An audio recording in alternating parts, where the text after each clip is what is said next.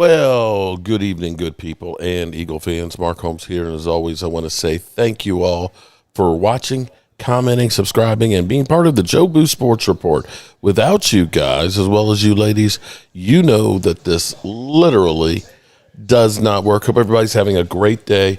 Man, it sucks that we did not get that win last night, but I guess it could be worse. It could have been that we took the L on that game, and yeah, it could have been worse. But we did find a way at least to really put the NFL on notice that we're not here to roll over and die, that this team is going to fight. Well, you know, the offense is looking pretty good. The defense, on the other hand, well. Oh, shit! Oh, shit! Mike and Linda in the house. What's up, Mike and Linda? Shout out to Angelica Baron, who woke up this morning pissed off because she only got 4 hours sleep. And there's Queen Bella in the house. What's up, Queen? The Queen is here. The Queen is here. We got Jay Smooth in the house. Let's see. We got Jillian Glenn. Boy, we got everybody's channel members. Bride Guy is in the house. The Bang, he's only Bang Bang. He's not Bang Bang Niner Gang. They lost, so he's only Bang Bang. What's up, 49er fan? Jay Smooth, son of John in the house. What's up? Dirty and Nasty Sanchez. What's up, Dirty? Tammy. What's up, Tammy? How are you doing? Let's see who else is here. Let's see. Jeff Lee. My name is Jeff. Caitlin Lockhart. What's up? Eagles are a bunch of cheating bums. Well, I guess that's something we can all get behind. All right, and Randall Harris. Okay, welcome everybody. What I decided to do, Chris May sent me an email and said that he had such a great time yesterday, that he usually watches the games alone, you know, since his father passed and stuff, and said it was nice to be hanging with everybody. So I'm going to open up the lines. So if anybody wants to get in, of course, it's Momo. Okay, let Momo. I'm Momo. Okay, careful, Momo. Careful. You can't lean forward like that and get up. Don't turn around. Okay. No, I'm fine. Okay, you might be fine, but I don't know what everybody else is in. Lady Libra in the house. Shout out to Lady Libra. Dirty Sanchez, Raisin Sack, 40-40 burger, first time ever NFL score. Hey, so we made history. So let me pop you up on the screen there. Mr. Momo. How's 5-2 sound to you? I ain't making no more predictions. Oh, wait a minute. No, but you're the king. You're the cliche king with that stuff, man. I thought you knew everything.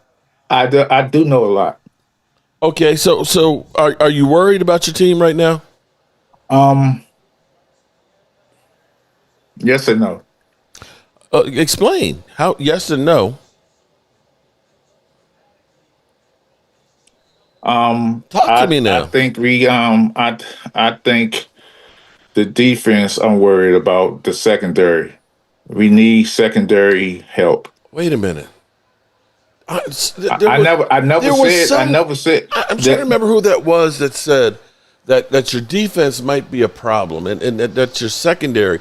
I don't know. Everybody was saying the front four was giving up the run, and like that. I think we'll fix those issues. Hey, Lady Libra, I think we'll be fine. Because I just don't like how we give up on big yardage plays, and the defensive back Amos, he gets almost, or whatever you want to call himself. Mm-hmm. He gets beat all the time, stuff like that. All right. Monique in the house. You might well say he might well be on the Cowboys secondary because he's just as bad as theirs. Oh, well, this is true. Actually, this is Thomas. Mark will be happy with the team, so as long as they don't have a losing record. I don't know. You know what, Thomas? That's an interesting point here, because I was talking last night when we were down 13. I'm still worn out from that stream yesterday. I don't think y'all realize. I know it's crazy to say I was sitting on my ass mostly for 15 hours, but sitting on your ass for 15 hours and talking. Where's you the hell? I broke up this morning. Felt like I went to a fight with Mike Tyson. Thomas. Okay, so I hate to say this, but things can always change. But when I look at the defense that we have, we ain't going nowhere. We ain't going anywhere. So do we want a moral victory season? We get 10 wins and everything else, and then we're still stuck in purgatory. Well, I really don't hold a second. Like Miss Monique, it's both of them. Lattimore and Amos. He gets burned. He was getting burned all day long. He doesn't. I don't know what coverage they be in. Zone coverage like that. I'm saying. I know you. She's a Washington fan. Mark. Oh yeah. I got Monique. Yeah. See, this is what This is the thing that I actually like. And Alvin Riley, I'm like you. You were no good at work today. I was worn out because by the time I got finished doing the live stream, then I do my fireside chat and get all this stuff uploaded and get everything shut off. Man, it was like 1:30, 2 o'clock before I finally got to bed. And when I got up this morning, I was just like, damn, this shit sucks. So I'm with you, Alvin. And I'm feeling it actually tonight right now. But with our team, I mean, damn. To have one of the top offenses in the NFL, Dak is playing, incredible out of his mind. I don't think Dak played incredible. He's got more yards than anybody else. He's got 6 TDs. Are you literally think that any other quarterback would have had us in that game yesterday?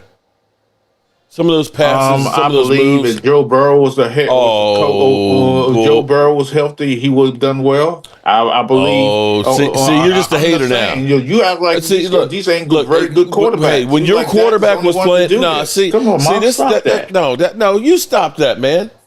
You stop that. Dak Prescott getting out of that almost 2 guys getting him, and still finding Jalen Tolbert down the sidelines. I hate to say this, Mark. That's what Hurts does. That's what a lot of these quarterbacks does. These top quarterbacks. I tell you what, Dak is asked to do more than anybody else to win. You got the worst defense in football. You understand that, right? Your team is literally giving up 35 plus a game. And the Cowboys don't? That's what I'm talking about. I said my team is giving up like 35. We are the worst. Oh, no, I'm sorry. Baltimore is at 33.3. We're at 33 points a game. Yeah. Second worst. So when you literally have to, I got to score almost every drive. Yeah. Because my defense ain't, look, we ain't stopping them. You got Stephen Jones say, well, if we just got one stop in there, in the game, we win the game. So we're literally at the point of saying, if our defense can just get one stop, our quarterback will go ahead and go. Now, are we looking and trying to say that Green Bay's defense was not a good defense? I think the Green Bay defense was exposed last week. They only gave up like 13 points. Yeah, but just think about this. Wait, but hold on. They gave up a late touchdown in the game and cost them the game. Yeah, okay, but that wasn't giving up 40 points. That was one drive. And I dare say that Cleveland's Joe Flacco did not play the same type of game that Dak Prescott played yesterday. Of course not. Okay, so you're saying he got exposed. If he was exposed, then the Cowboys would have done the exact same thing that Cleveland did. And it would have been a low-scoring game. Come on, Momo. So next week when I play the Jets. Yes, and I'm watching the Jets game right now. Yeah, I'm watching it too. And the Jets don't look too good. Well, neither did Chicago, but, this is the NFL. From one week all depends who plays next week. Is he going to be back next week? Is who? The quarterback for the Jets. I don't remember his name. Oh, shit. I forgot. Justin Fields. If he comes back. Justin Fields. Yeah, Justin Fields come back? Hey, Lady Libra, I'm saying I'm not knocking what he did. What I'm saying that. Yes, you are. No, I'm not. I think you got Mahomes, you got Lamar, and I don't know. They won't even release the report on Lamar. Does he has a as he's going to be able to play the next 2 weeks or next week? They not even releasing it because they scared. They don't want nobody to know. Oh man. He's So wait. okay. So wait. So I will say hold this up. for Dak Prescott, and now I'm going to be honest. I think Dak Prescott is a better passer of the football than Lamar. I'd agree with that. I think Lamar is all hype. Hyping his legs. Yeah, hyping his legs, and then when it comes down to it, now he should have beat won a game the last in the playoffs where his tight end blew it. But oh no, Lamar is not. Lamar seems like every time he get close, he can never win the big one. Mm-hmm. He's like Lamar is gonna kind of like Dak Prescott when it comes to rubber hits the mo in the playoffs. They started gagging. Okay. All right. Here's what I'm going to say. This team's defense is awful, and you know it's a shame that you can't give credit where credit's due. I'm giving him credit. No, you're not. You already said, "Oh well, Joe Burrow could have done this and this." Yes. Oh, come on, man. Well, I'm saying at the time, Ben, what I'm saying is that Dak Prescott deserved what he did because he is a very good player. He can make all the throws on the fields. He could do what he do. I'm not what I'm saying to you. You would sound like you were saying that nobody else could have done what he done. All I'm saying there are plenty of quarterbacks in the league could have done what he's done. That's the only thing I'm saying. Okay.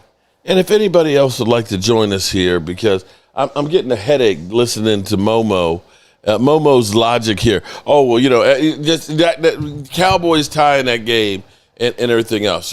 Literally going down the field and getting a touchdown in a minute, 1 minute, with 3 of his offensive linemen gone. Queen and Valley his number one wide receiver. I'm gonna ask you a question, Mark. And I asked if I have friends who are Cowboy fans, and they even asked Jerry after the game. If you at home and you up 40-37, why didn't that time keepers like tick that clock an extra second? That's the point of having home field advantage, isn't it? You would think.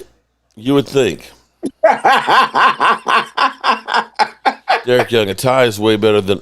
Well, a tie is a hell of a lot better than getting mollywopped. Because that tie actually helped and did a couple of things. One, it definitely helped knock the Green Bay Packers back down to earth. And now you start looking at it and saying they're 2-1-1, and maybe they're not as good as people think that they are. And that will help your draft position. Now, these content creators I heard for Cowboys, I was listening to some of them last night. You mean like me? Late last night. And I rewatched them. Well, they were saying that Eberflus is the problem. It's not the players. I'm going to say it's both. Okay. I'm sorry. I sit here and I look at it. How many players do you look out there and say they are elite players? Now, here's where I can say Kenny Clark is playing really good.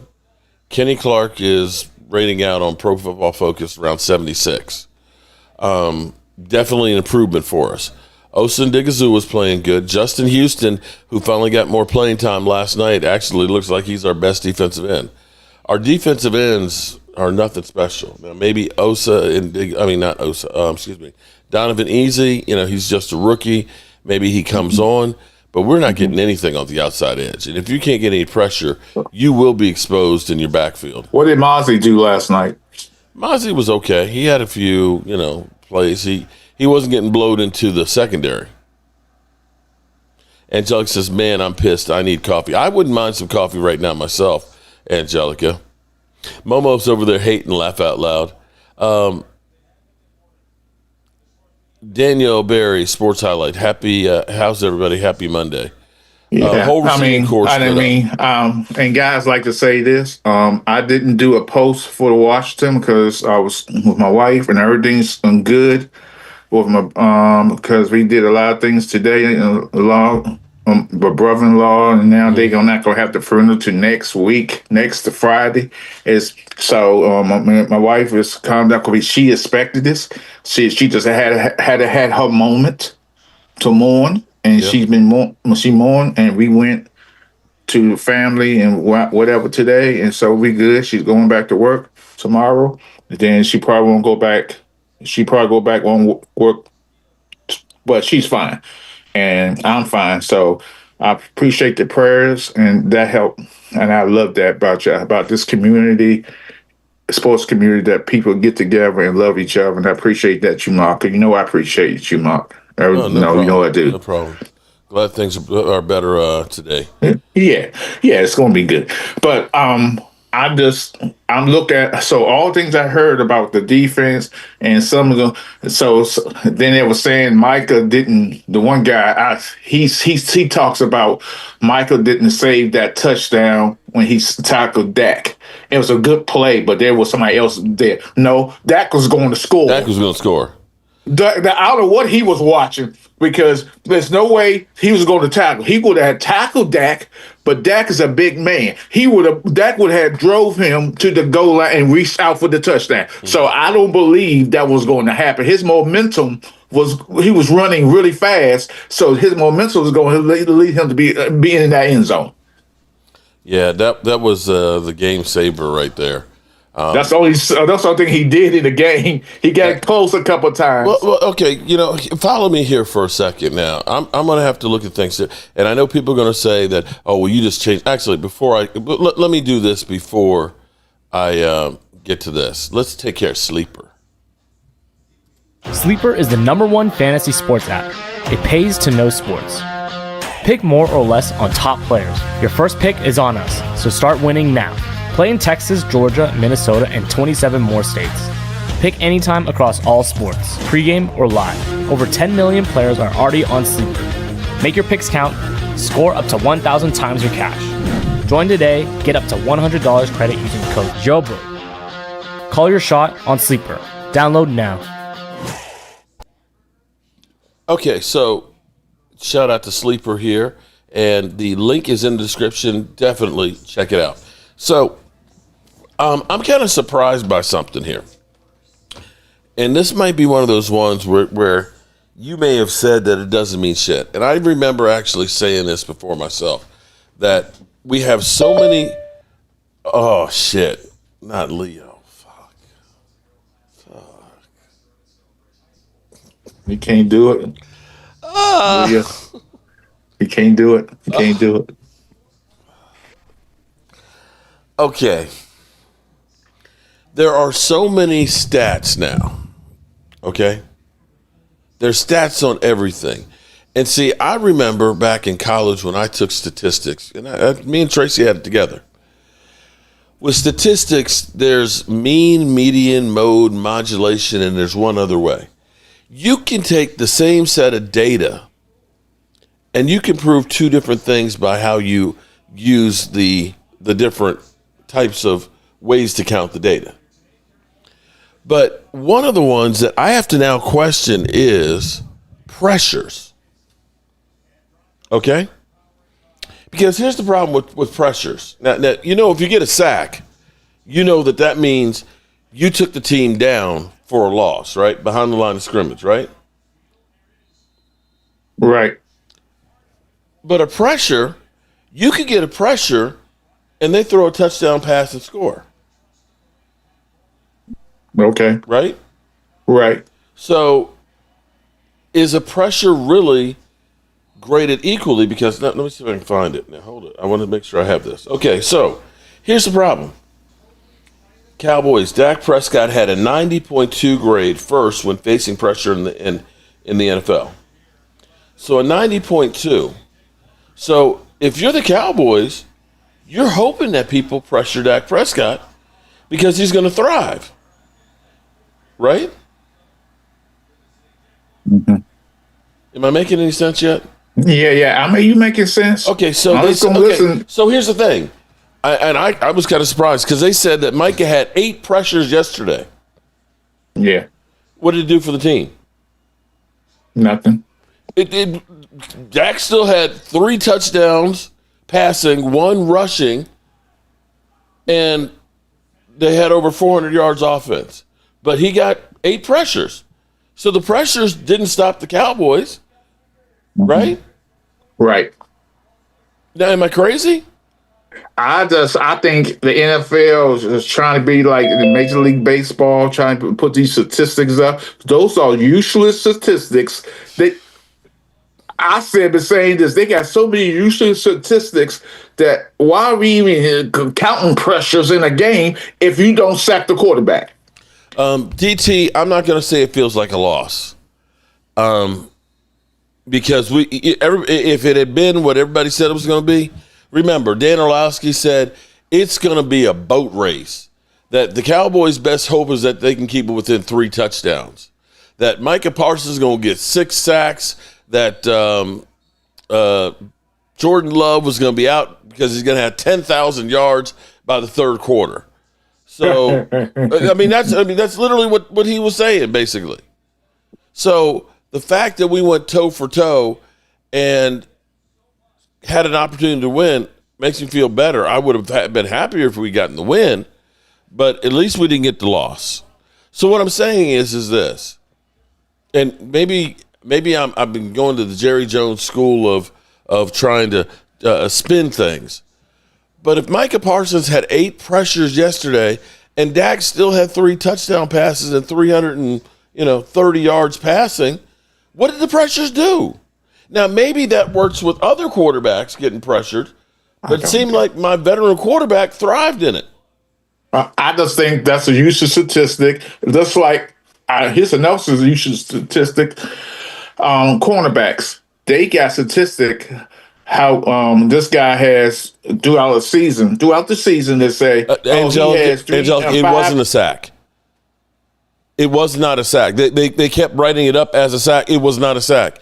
He ended up gaining 1.5 yards on it. So I don't know how they tabulated that was a sack. That's not a sack. It was not a sack. Here's a useless statistic here's another one.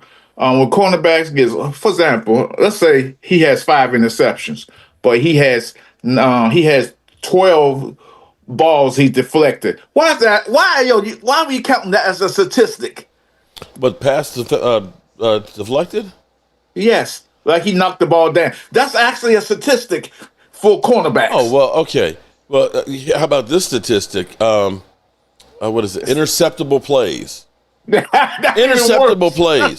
Well, he threw an interceptable. Did they intercept it? No, but it could have been. It doesn't matter if it doesn't happen, though, does it?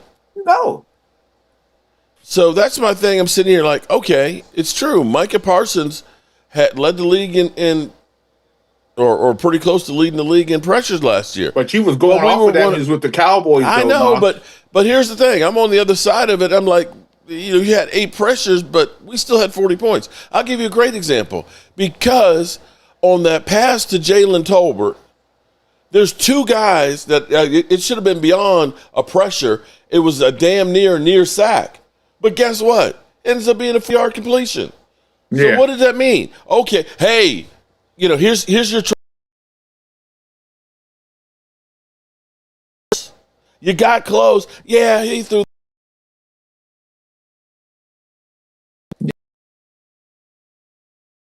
now because I got sour grapes.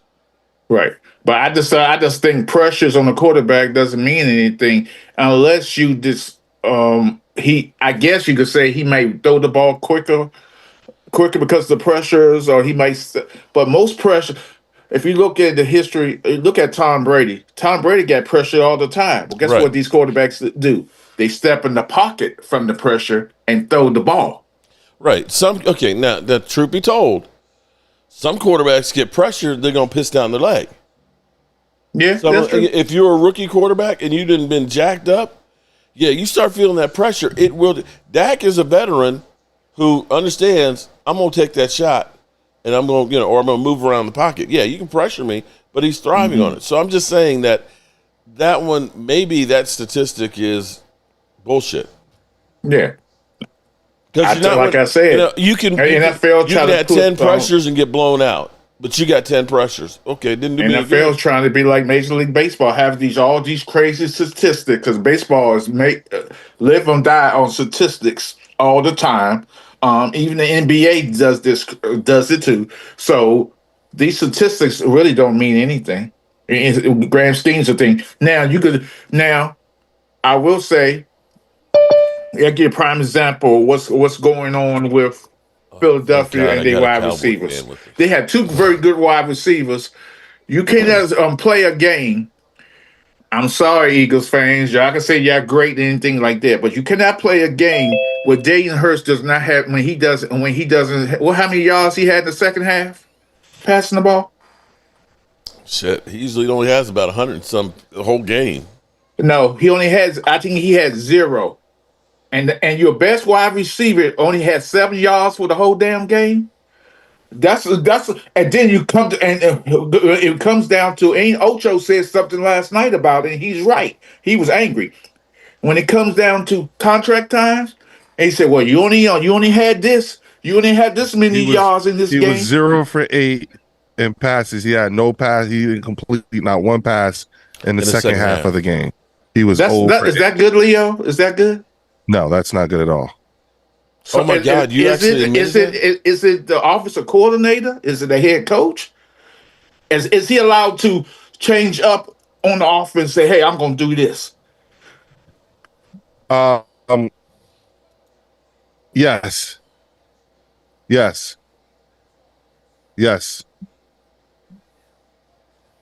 Okay, so Leah, how you doing today? I'm good, man. How you doing, man? I'm sleepy. I'm drained. From 15. I don't know anybody else that's done 15 hours straight. Hey, I did some of that with you yesterday. I know you did, but bro, that shit was crazy. That was a marathon. I don't know if you should be doing it like that again. You know what I'm saying? I mean, how crazy is it that we ended up having, after 4 sets of games, a freaking overtime that goes to the end of it? Yeah. It was like, damn, this will never end. Yeah. You was ready to go. Yeah. I decided yesterday. I was like, yo, if I'm here, it looks like I'm going to be, then I'm coming to your house for the Eagles game when we go against each other. All right. I'm gonna come down. Okay. I'll believe it when I see it. And listen. Our staff meeting this morning. Oh, Mark, it was so funny because Eugene is so down in the dumps right now, and their team's got problems. Huh? Their team's got problems. Yeah, but here's the thing: the third member of our ownership, he's in Kansas City. He's a Chiefs fan. Oh man. So he was riding his ass. Oh man, Mark, listen, you're the only other person who had a bad experience. I don't know I as bad as well. Not as bad. Yeah, as bad as he did. I'm not gonna say it was a bad experience. You ain't gonna hear the end of that. Huh? He ain't gonna hear the end of what happened yesterday. Oh man, Reggie was giving it to him today. Eugene was just like, I was like, damn. Hey, dog. Hey, Mark, can I give you a suggestion? What's the suggestion? So I know you was telling Thomas to calm down, but then you had the other guy came in there. He was worse than Thomas. He kept talking when the game was going to play. So you mean Walker Wade? If you do this again, Walker Wade. Hey, Mark, you want to know what happened? It's good. Man, shut up. No, I'm talking about the other guy. I forgot his name. Loyal? He got a beard. Loyal. Yeah, Loyal. It's like, There wasn't Loyal. I ain't talking about Loyal. I'm talking about the other guy. I don't know. I was just like. He was, after you had told everybody had to do it, he came on your string, and he was worse than everybody else because he kept talking. This was the second. This was doing overtime. This was the end of the game in overtime. It was like crazy. I was like, why is he talking? I might not have been listening at that point, man, but it was crazy. So I'm going to ask you if you do have that issue again, just tell people shut the fuck up. We got these dudes next week. Who's that? The Denver Broncos. We got them on Saturday. I mean Sunday at 1. Yeah, I had to cut off that Jets game. I just that's paint. That's like watching paint dry. Yeah. Well, They just came out of halftime. 10-3 at the half. Yeah. I'm gonna ask you a real question though. Lee, I know that this is just tune-ups and it's just September football and stuff. But are you worried at all about Saquon? No, it's not Saquon. It's the O-line. Oh, they hurt? How many? They started doing the count and everything like that. You have not seen the O-line pull at all. You only seen them pull like maybe a few times, like 1 or 2 times. They haven't been pulling at all. Saquon's fine. There's no health issue or anything like that. You know what I'm saying? Well, your running game is yeah. I mean, Saquon is only like 3.3 yards a carry right now. Yeah. Go back and look at the film and just take notice. You have not seen. Remember last year, every single one of our offensive linemen could pull. You know what I'm saying? That was the secret. That was the secret to the success of why we had the best offensive line, because everybody can pull. You look at the way the offensive line has been playing this year. It's like in the first 4 games, they've only been blocking and just trying to hope Saquon can find his lane somewhere. And it's like, all right, when you gonna start letting these dudes run? You know what I'm saying? Like that was remember this time last year is when Jordan Mailata went into Nick Sirianni's office and was like, let us get back to doing what we do best. And then we went on that. Remember that long run? Okay. It's like, damn, you know what I'm saying? I see it setting up the same. Let me just, and I've just been busting on statistics, but right now Saquon has the second most amount of rushing attempts at 77. Yeah. Josh Jacobs has 80. Yeah. Okay. Yeah. And he's averaging 59 yards a game. Yeah. Look at the line. At 3.1 yards a carry. Yeah. Look at the line. Look at the offensive line play. That's the answer right there. You do not see anybody pulling. Okay. Nobody.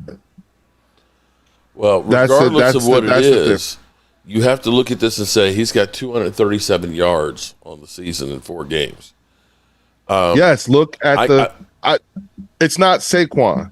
Like what I'm telling you is that he's not regardless. hurt. Okay, regardless of it's Saquon or the offensive line, does that not concern you? No, Mark. What's different this year than last year? Everybody got 8 men in the box, 7 men in the box. No. Not what's different and how everyone's playing us. I'm saying what's different this year as a different team offensive than last coordinator. Year. Love him. No, same thing.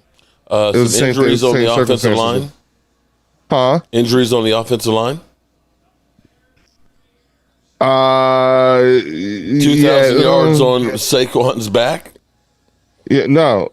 At this time in time, okay. I'm talking about. Okay, I was just asking you from the outside looking in and saying that Saquon Barkley getting 59 yards a game was not part of the formula that was winning for you guys last year. And it's not a matter of that you're not using him, because he's still getting he's getting more carries than Jalen Hurts is getting passes. Mr. Holmes, just say hi, Mr. Holmes. Hi, Mr. Holmes. Hey, what's up, man? What's up? Keep your dad in line, man. Go Birds. Go Birds. All right. We were doing okay till then. Go to your room. Say that again. Go stand in the corner. Thank you. You all right? Okay, so we're getting it from Leo. It's nothing to worry about. So your quarterback not having completion in the second half, and you're not able to run the football. No. I don't want to. No, I don't like when things get mischaracterized, and I get why you're saying it the way that you're saying it. So let me just be very clear, okay? All I am saying is that every year we start off slow, okay?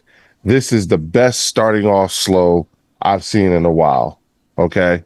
Now, is there a problem with running the ball? Absolutely. But it is not a physical problem. It's not that Saquon is hurt or he has too many miles or anything like that. That is not the problem. The problem with the running game has everything to do with the misuse of the offensive line. The difference between this year line and the thing is, this was about, if you think about it, this is exactly the same time like we did last year when we were having these kinds of problems and everybody wanted Nick Sirianni fired and everybody was saying all this stuff that was wrong. Whoa. Tyreek Hill has been caught out the feeling. It is not good. Oh, no. Oh, shit. Yeah, I see.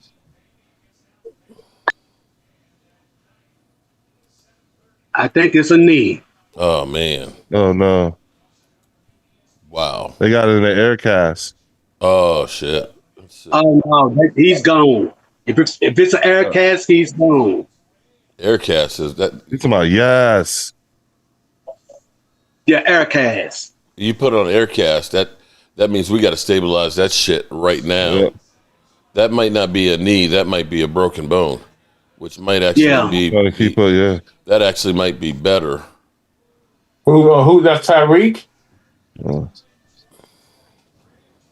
Left leg. Oh, wow. shit. Yeah. No, I don't want to see it. I just seen it. I didn't see it, so I'm good. Thanks for the heads up, Thomas. But I do to finish my point. I think what is going to happen is that there at some point we're going to heat up. Okay. Week 6, week 7, just like we did last year. Things have to be fixed, but nobody is. I don't think I know Saquon isn't actually hurt. Okay, I get AJ is frustrated. You know what I'm saying? Mm-hmm. I think Devontae is frustrated, but these are the growing pains that we have to go through with a brand new offensive coordinator, just like how we had to do this time last year. Mm-hmm. And you guys, this is that time where you guys were getting on me about the Kellen Moore hire. Remember? This time, at the end of week 4. Remember that? Thomas, remember that? I don't remember that. Yes, you do, Mark. Stop playing. I don't remember. Thomas was terrible too. What's that? Remember this time last year is one of those periods where you were getting on me about the Kellen Moore hire. Remember that? You were teasing me. Yeah, I was like, come on, man, what are y'all doing?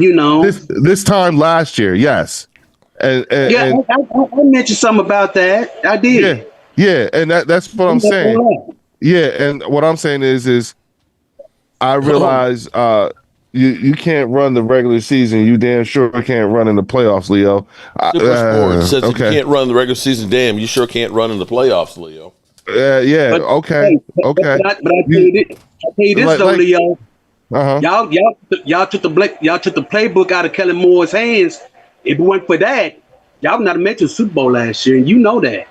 Well, I'm not even going to debate that. You know what I'm saying? I think that's a conversation, but that's not the one I'm having, because at the end of the day, right now, I'm just saying in comparison to where we are today versus where we were at this time last year, I realize, you guys were there. You seen it yourselves. We always start off slow. So is this like, and based off of your own experiences, having seen the Philadelphia Eagles, not just last year, but the year before that and the year before that, you know what I'm saying? Haven't you learned that it's not? I missed a couple of super chats. Son of John, question for Leo. Did you enjoy Dak's quarterback play? Did I enjoy Dak's quarterback play? Mm-hmm. I guess. I mean, you say. Okay. All right. No, yes and no. Like, I don't really care about Dak's quarterback play.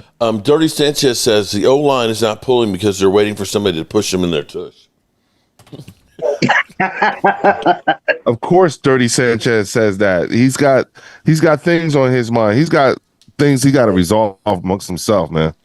Son of John says, we took on 2 heavyweight teams and had them both on the ropes. Fact. Well, but how many wins do you have, though? 1. But here's the thing.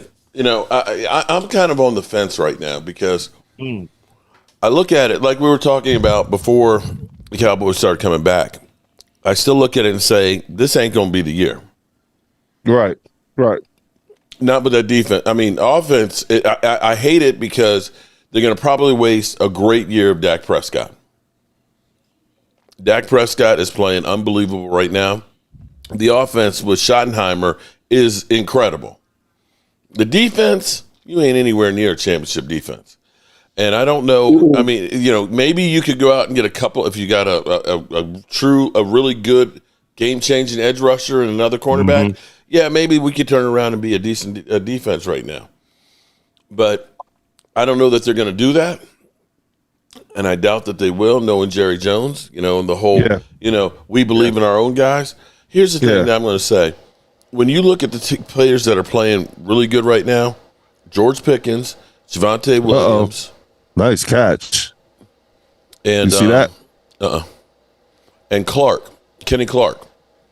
All 3 of those guys came from other teams. That wasn't believing in our own guys. That was going out there and getting, you know, some talent that legitimately. And he played his ass off too. Oh, he did. I'm going to say I think he played better than Micah. He had a better game than Dak than Micah had. Yes, he did. Leo, he had a better game than Micah. You look like Hook Tush Carter. Do you spit or swallow? Oh my God, Haktua Carter. Do you spit or swallow? Dirty's getting nasty today. Haktua Carter. Do you spit or swallow? Haktua. Yeah. You know she's from Jersey. Is she? Nah, that sounds about right. Yeah, she's from Jersey. Yeah. I just rather not dignify that with a response. Okay, you know I'm going to do a poll here. I'm a husband and a parent. You know, I don't have that kind of. I don't entertain them kind of thoughts. Okay, now here's where the Cowboys. Go ahead. Here's where the Cowboys. We're playing the Jets next week. Yeah. And after the Jets, we play Carolina. Uh-huh.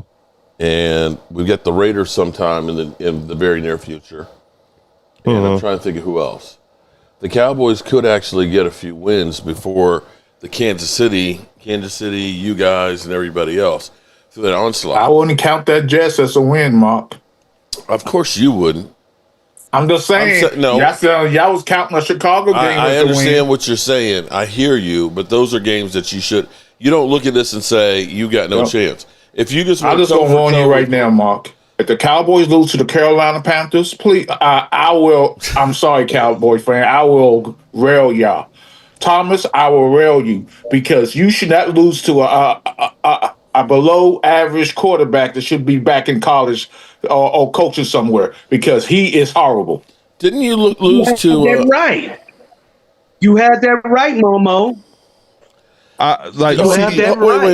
Mark, when I look at the way, I think I started to point this out at the beginning of the game because it really struck a chord where you said, you know what I'm saying, we should really be, you were talking to everyone else in the chat about, as from a Cowboy, from a Dallas fan, you were saying if you were really smart, you would be wanting to, you have your own picks be the high pick, because if you get a high first rounder, then you have a high second rounder and a high third and a fourth and a fifth, which would be much more impactful for that draft.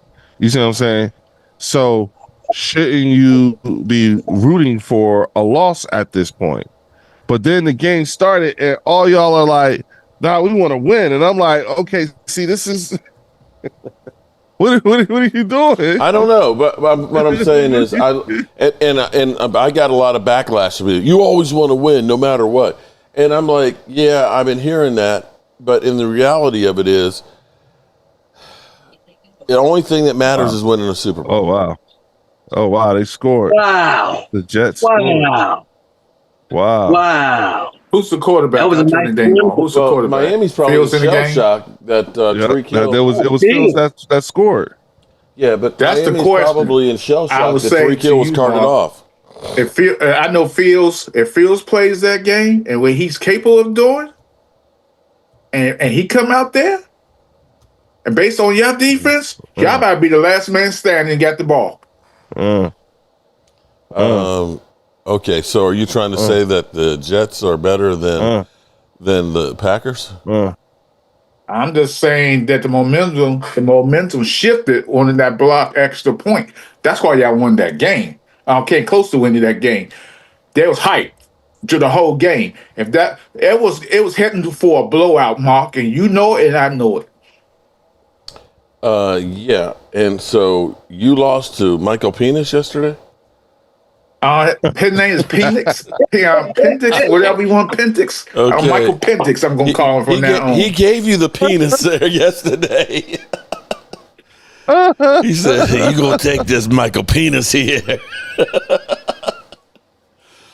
I'm sorry. What was that, Momo? Didn't you say? Didn't you say that you weren't worried because you had Mariota? I mean, isn't that what you said? No. I think just I could have sworn you said there's gonna be no drop off. There's always gonna be a drop off of the second string, but he'll be. I feel confident he'll be back when we beat San Diego to next week or this week coming. Michael Penis had a Washington flashback yesterday. What was his flashback? I'm sorry. I should have put that. I can only have four. Washington flashback yesterday. We'll chalk you up with one. Okay.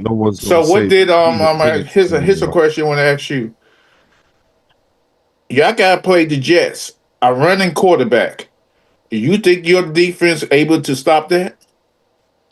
Our defense. It's listen. We're winning. Don't worry about us, bro. Okay, our defense ain't been able to stop shit. It's all going to be. The question is, can they stop us? I think the Jets can stop you. Okay, so who y'all playing Sunday anyway? Hypothetically, San Diego. Okay, follow me for a second here. Just follow me for a second here. The Eagles' defense. Y'all's running game suck. Do we think the Eagles' defense is any good? That game had time for it, right? Son of John, if the Jets and Panthers are sleepers like the Bears, then Dallas should not be relaxed going into those games. I agree that you can't ever be relaxed going into any games. But the Cowboys should beat. I mean, the Cowboys have owned the Panthers. They own the Panthers. Now, I mean, I think if they lose to the Jets, it would be a big loss because I think the Jets can get up for them. But the Panthers, everybody gets up for the Cowboys because that's their Super Bowl. Okay, where's these games played at, Mark? Are they going to be at home or away? Let me pull up the Cowboys schedule. No, the Jet game's in New York City. And I think Carolina is in Carolina too. Seems like we always play in Carolina. Hey, you got a super chat, Mark. Okay. From Son of John. Son of John. If the Jets and Panthers are sleepers the Bears, then Dallas should not be relaxed going into those games. They shouldn't be relaxed, and that's what I said. They shouldn't be relaxed going into any games.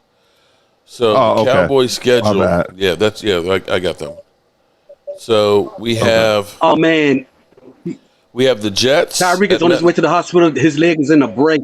Oh, I see it. Yeah, I see it. So what you thought? I just want to ask this question to Thomas. That's a broken bone, Thomas. In there, bro. Did you notice when he was in there, when he was on that, and he was smiling and joking around, and he looked like he was relieved that he ain't playing for them. Yeah, he said yes.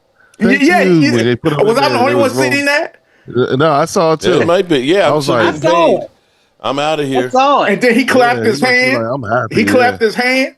He clapped his hand. He was smiling. Usually, you get hurt, you ain't smiling like that. Okay, so here's what we got.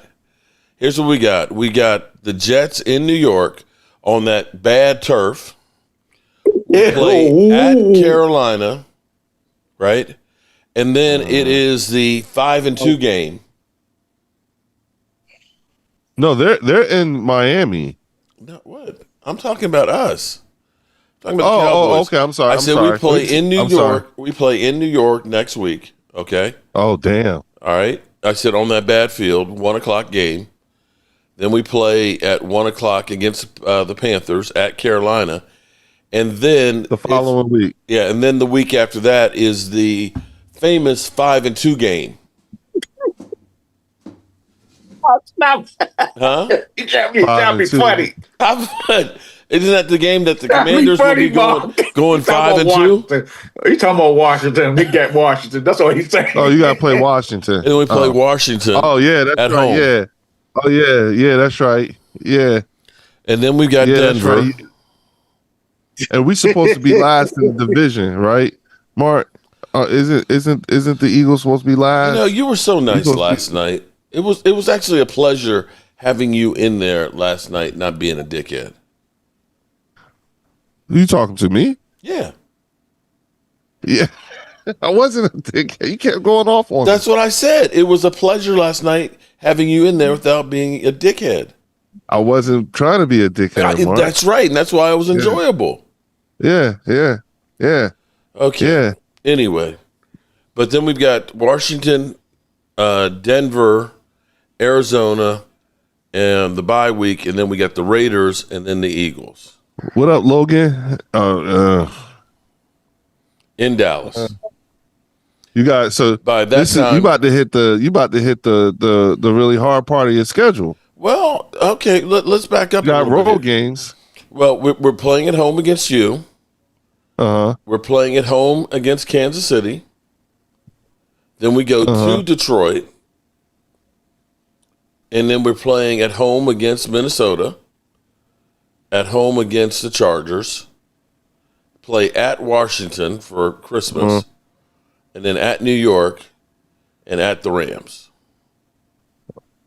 No, Giants. Oh, I'm sorry. Yeah, the Giants. I'm sorry. That's the Giants. It went to have to go to Dallas to have to go to Dallas to win a game is not a bad thing. It's not hard to win in Dallas. I've been in Dallas and seen you get beat before. Say that again? I've been in Dallas and seen you guys get beat before. Me too. I've been there. I went to Dallas 2 weekends in a row to see us get beat. Okay. Matter of fact, when that stadium was first built, like the first year. Okay. That's when it happened. Well, here's what we can say about the NFL season. Anything can happen from 1 week to the next. Because this season has been crazy. Wow. And you know what I'm going to say? Hardcore right there. T.A. Cowboys said, Leo is the reason why I don't like being on here. He's a pompous jerk with 2 fake-ass rings. That, Thomas, the way he said that do you realize how deep that came? What's up, Mark? That came from the diaphragm, Thomas. Like he wrote that from the diaphragm. Like he can't. Do you know how bad he can't stand? That came from Dallas Cowboy girl in the house. What's up? Did you read? Did you see that? Leo. Who said that, Leo? Who said that? Cowboy. Well, I'm gonna eat me a That's a female, man. That's a fine female. Well, T.A. Cowboys is a girl. Yeah, Yeah. Then she said that she don't take no jump. Then you know what? She came from the ovaries with that. That's how deep it came. She don't take no jump. Help me, Rhonda. Hey, Leo. What's up, buddy? She's a hardcore Cowboy fan and don't take no jump. Yeah, Hey, Mark, you see that leg break? Yeah, that's what I said. Yeah, I didn't see the play. I saw him when they said he brought out air cast. I said it had to be a break. A fracture. It could be dislocation too. Hey, that's true too. Rhonda second your motion. Rhonda said that's a real woman, Leo. Oh, that's a real stalker. Yeah, TA. Now she ain't a stalker. She that chick. She them 101s. Mimi Williams. Not the 101. Who bitch slapped Leo? Huh? Who bitch slapped you? What do you mean who bitch slapped me? Who made the comment? Oh, which one of the lovely ladies? Cowboy. Oh yeah, Tay don't play. Shout out to Tay. No, you do not play. You been doing that this yeah, she'll beat you down. So you pronounce it Tay. You do not take that. Oh, so Tay Cowboy. Yo, Tay, Leo, Tay. Yeah, Tay can't stand me. She don't like me. I disturb Eddie, what's up, cuz? You know what I'm saying? Yeah. Oh, man. Why are you stalking Leo? Jay Smooth, shout out to Jay Smooth on the super chat. Dallas is getting back some players on defense. And Dirty Nasty Sanchez. When females start to hate you, it's time to go the other side, Leo. Haktua. Oh, shit. Haktua. Oyster, Leo, to the blue oyster. When females start to hate you, you gotta get Haktua. Hey, look, listen, I love it. Angelica says she will rip you a new asshole. Take Cowboys. I will consider myself warm. Oh, Leo, go find a toy to play with. Ooh, she is coming from the ovaries. You know what I'm saying? You get. You know what I'm saying? Let me say, Chris, appreciate the email, buddy. I didn't respond to it, but thank you very much. Oh no, thank you very much. I actually read that to Miss Tracy. From time to time I get emails like that, and it really it makes going through all of the shit that you go through worthwhile, and so I really appreciate that, man. That's not a problem. From the heart, bud. Hey, I just want to say real quick, Take Cowboys. I would really like to invite you to come on over to this bird section one of these days, and all, because at the bird section all are welcome and you can speak your mind, and I would really like for you to give me a piece of your mind on the bird section. Okay, hit me up via email at birdsection2023@gmail.com. Sound kind of creeperish there, bro. Huh? That sounds kind of creeperish. Yeah. See, that's creeperish. Oh boy! Mark, I'm a husband and a father. That's how you. Okay, I'm just. It's that easy. It's that easy for you. Got you. Oh okay. boy! Dirty says Leo has a vibrator that can get air pockets out of the concrete. Oh shit! Not the concrete vibrator. Oh my god! Hey Mark, I wonder if Dirty Sanchez is on the weird side sexual predator list for your neighborhood. You know what I'm I'm just saying, Mark. Stacey White, you gotta register. Fans only. Dirty, you gotta register, don't you? You come across as one of those people that has to register every time you go somewhere. Nah, he's probably working construction or something. Reminds me of a person. Oh yeah, that's even worse because those are ones you got to watch out for. Damn, they're funnier than shit. No. Here's the thing. I can actually, I can tell you this about what Dirty does here. This world right now is so crazy. Okay, I mean seriously. You don't know from one day to the next, and this is my thought on the way I've always done my channel, because I know I'm not attractive. Okay. I butcher up the King's English, okay? My hair a lot of times is messed up. I'm covered with dirt and things like that. And I don't care if you laugh with me or at me. I'm just happy that you're laughing to take your mind off of some other stupid shit. And I think that's the way Dirty Sanchez is. He's got the shock value that just kind of, whoa, okay. And that's just funny. That's what I think. Now, I don't know what's going on in his head and all that. Pause. I shouldn't say what's going on in his head. Jesse, careful, Leo. You will get stoned by the green dildos. Only registered people know the registered people's perverts. Damn, dirty. But here's the thing. Here's the thing. I will say this, Mark. What's that? I ain't defending nobody. I'm not here to do that. But I will say that this world we live in today is too sensitive. Everybody is so too sensitive about every little thing. Yeah. So I take what he says. He just says some things to me. I just ignore it. I don't acknowledge that bullshit. But I know he means because he came at me in a different way. Then he come at me in a nicer way. So at the end of the day, it's all in fun. I don't take it personally. Shout out to Son of John. I tell you what. Yeah, and that's true. That's true. That's I always say the same thing because, you look at the stuff we used to do growing up. We used to say sticks and stones may break my bones, but names will never hurt me, right?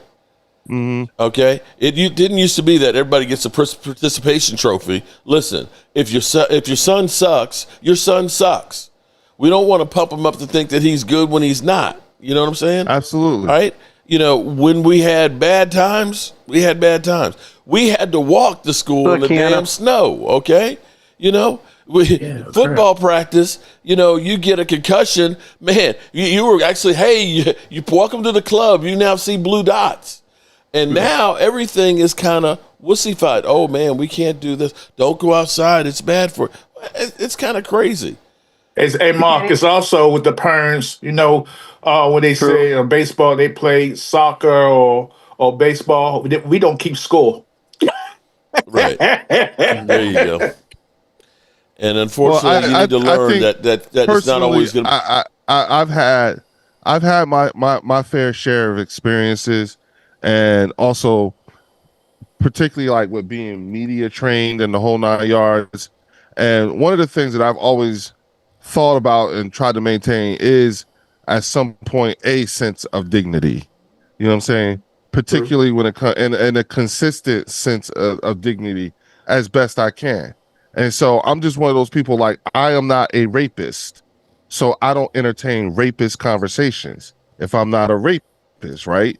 If you're not a rapist, then why would you entertain rapist conversations if you're not? You see what I'm saying?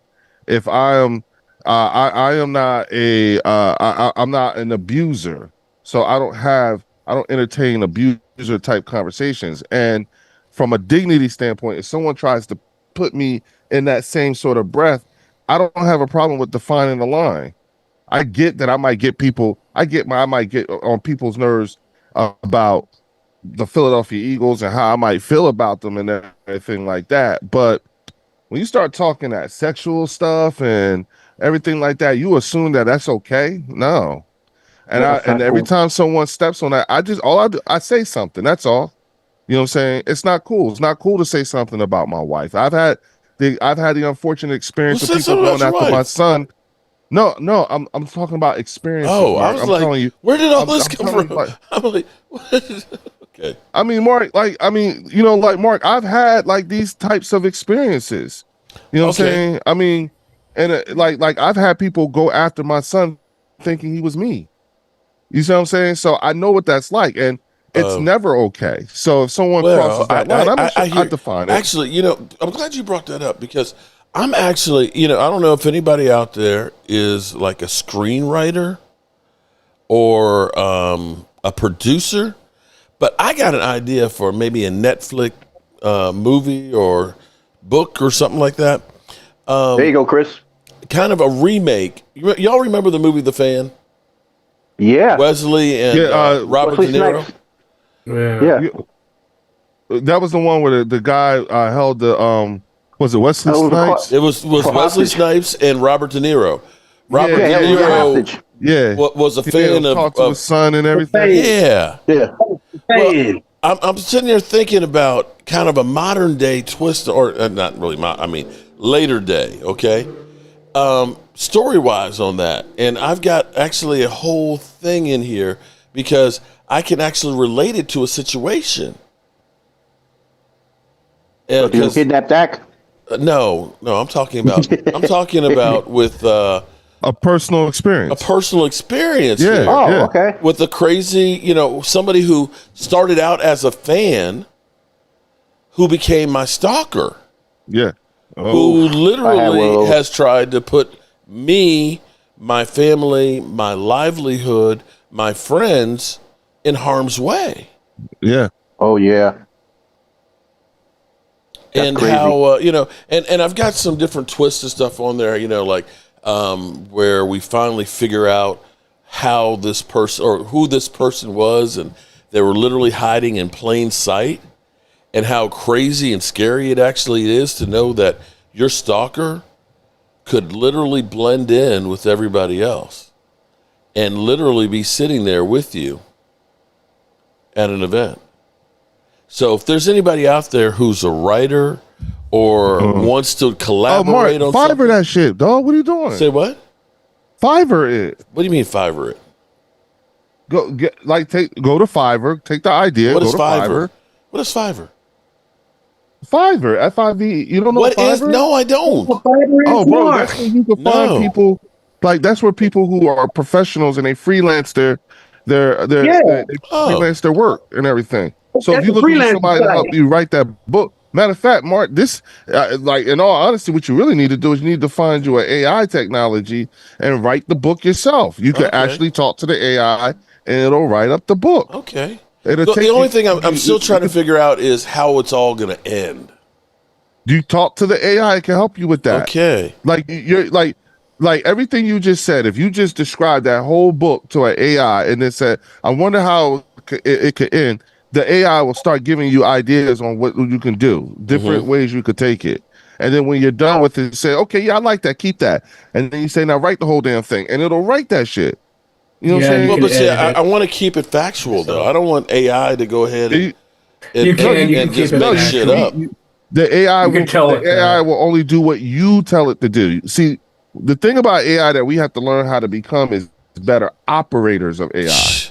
That's the problem. We're not really good as opposed to victims, man, because the damn machine's going to rise up and control our ass. Behind, because like in the school systems here in New Jersey, the kids in the high schools are learning AI as part of the curriculums.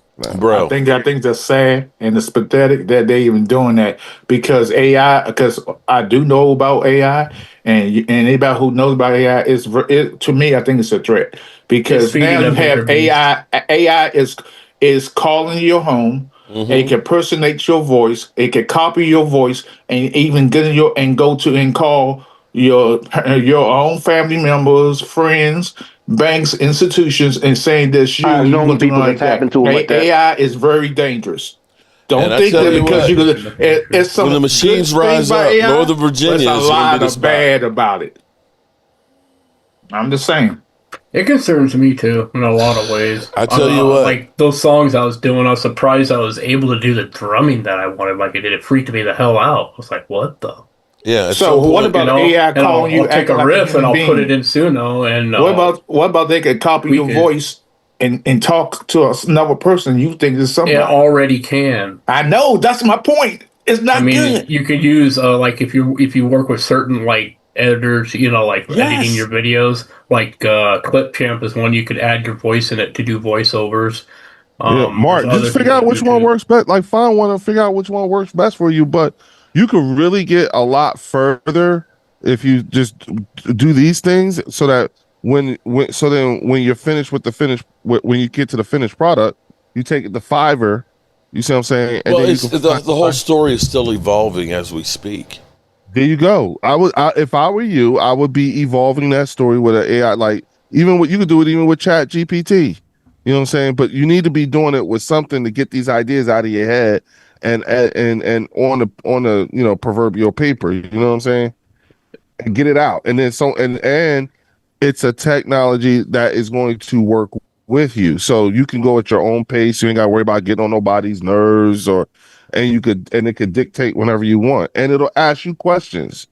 That's the whole point. It's got to learn from you, and it'll learn based off of the story. It'll ask you questions and everything just to get you going. Hey, Mark. Yeah. So if Washington football team decided they wanted Trey Henderson what do you think they should trade to get him? Another old ass player. There you go. So Trey's not old. Man,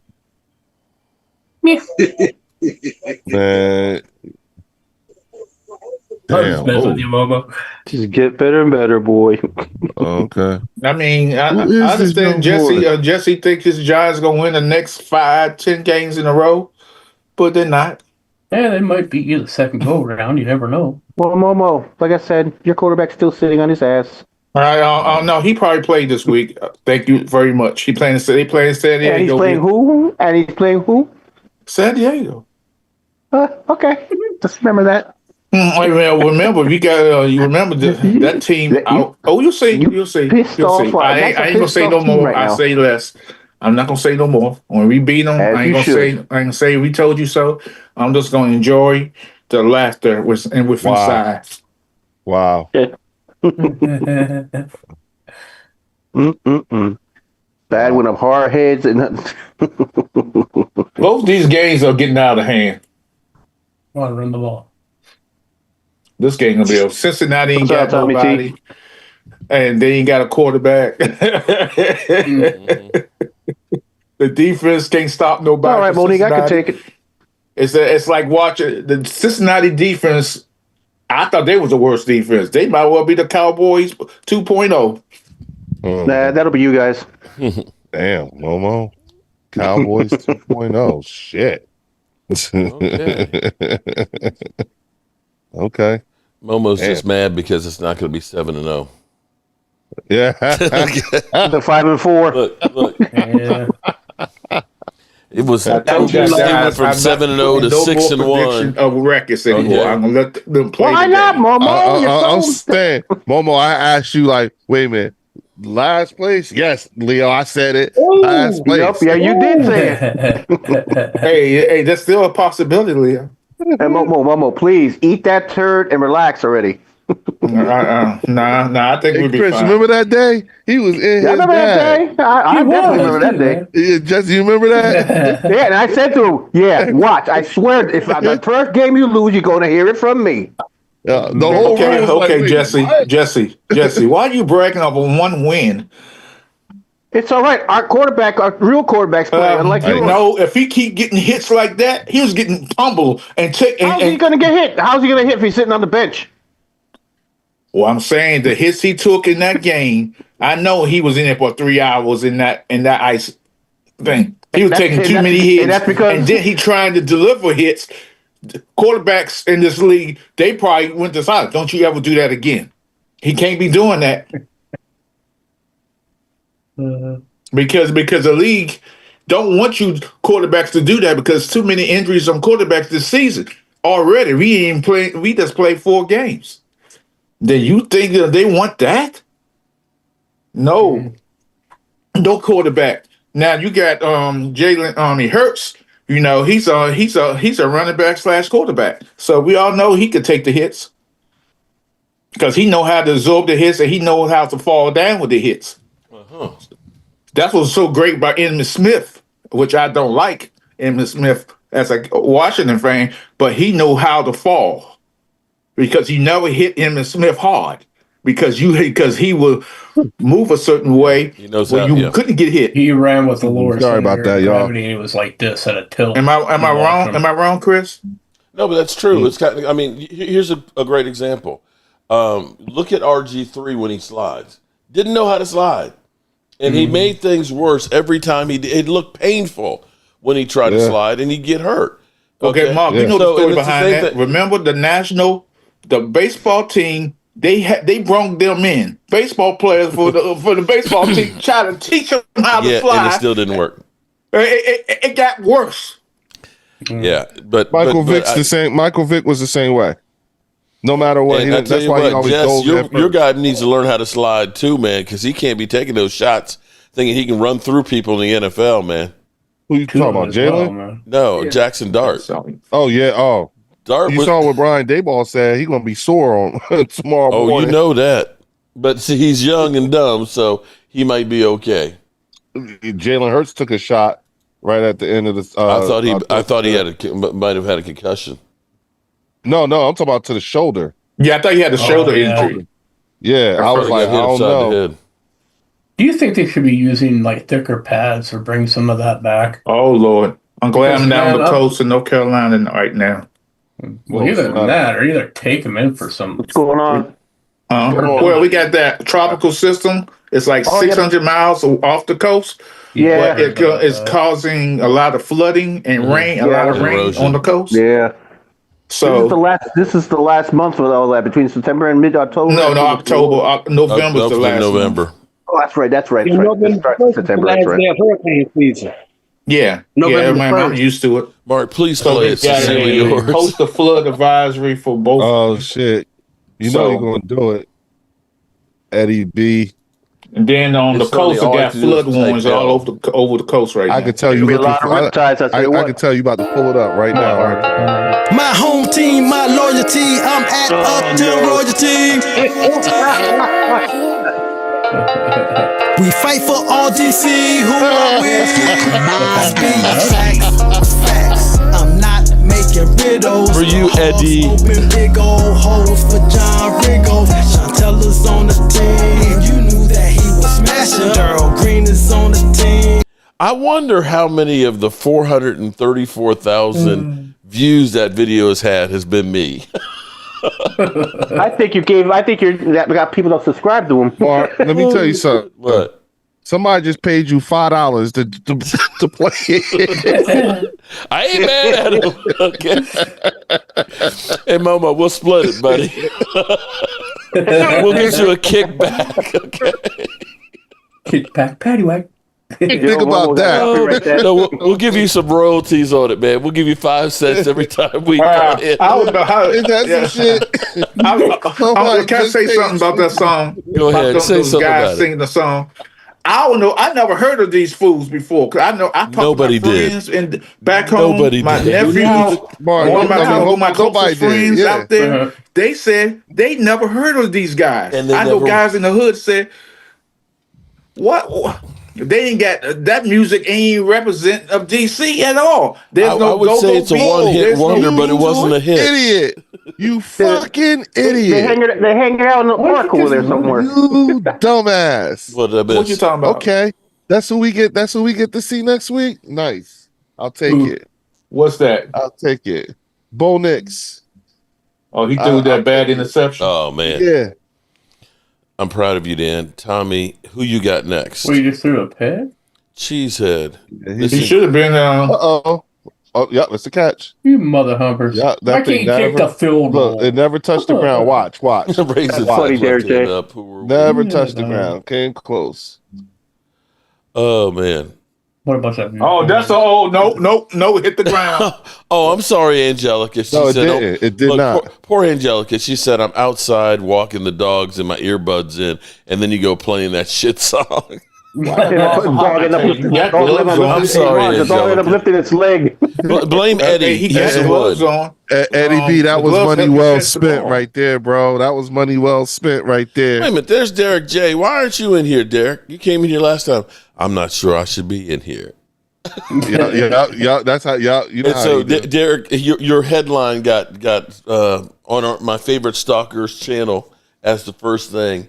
Mark Holmes loses control of live stream with fans as they take over. And the first clip on there was Derek J saying, I don't know if I should be here. Oh shit. Oh, he did. He did That's that. part of the He made one montage. on that Oh, one. shit. He's part of the montage. That's yeah. part. Yeah. Oh wow. Tyreek Hill may have a dislocated knee. Ugh. Why did you throw it there, though? I mean, I just don't understand that. You So can't- right there, your back's everybody. right Is that- He made a video of me.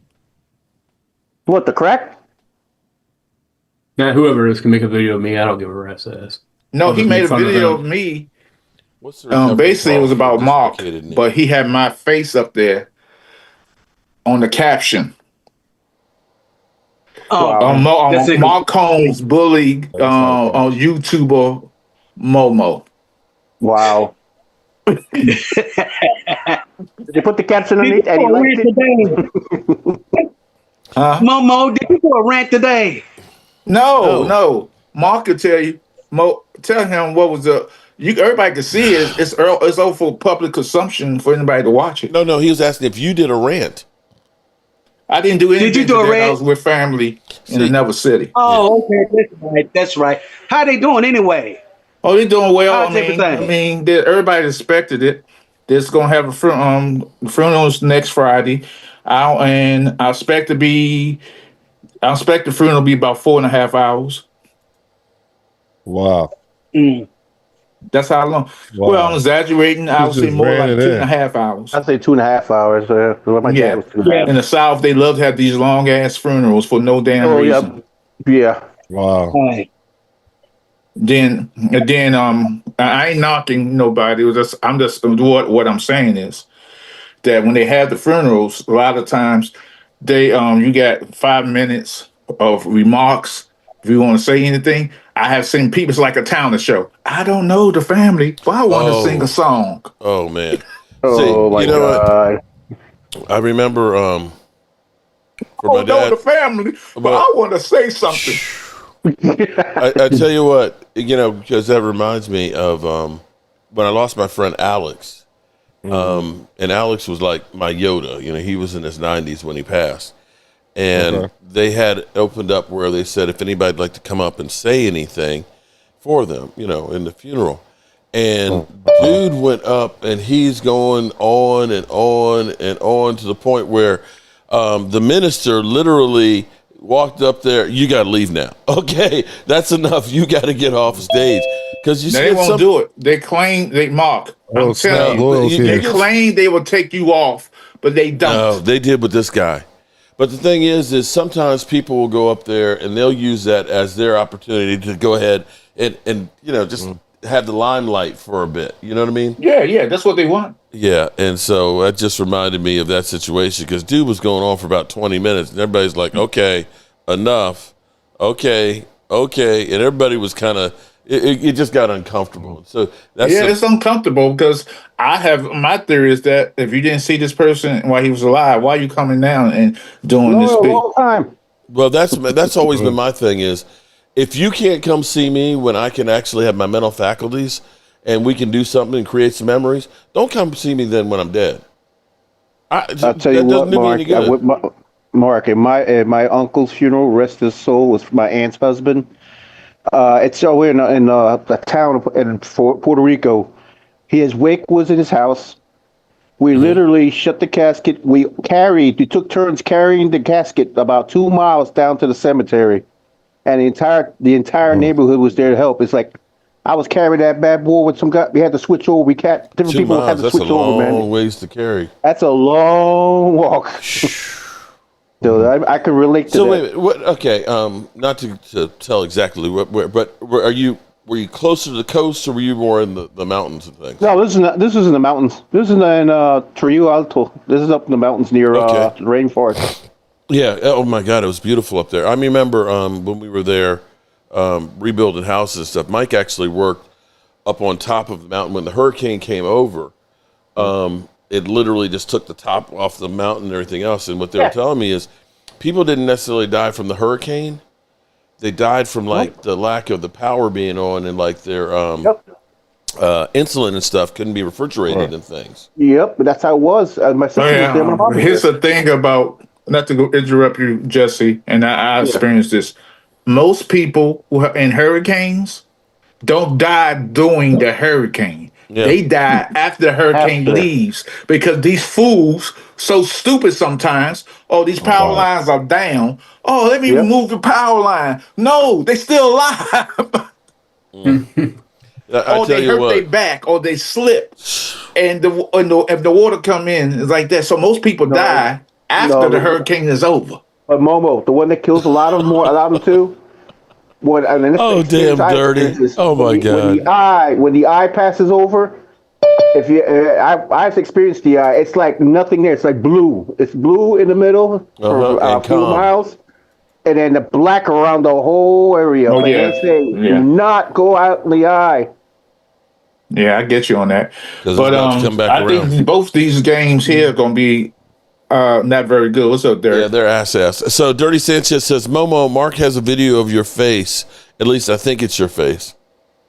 Oh, that's fine. Dirty Sanchez. Dirty, you could never get to me, but I appreciate the compliment. The compliment. He said, I'm being facetious with that one. He said your crevice look like your face. You said that doesn't bother me. Thanks for the because he's calling you, man. He's calling you ass face. As long as my wife loves it, I love it. Dang, you must have had a hard life. Oh my God! I ain't have no hard life. Compliment. no, Derek, you funny. Me and Derek, I need to talk to you off air because I got a proposition for you. Oh, this is good. I tell you what, I got to say this experience about Puerto Rico. Wait a minute.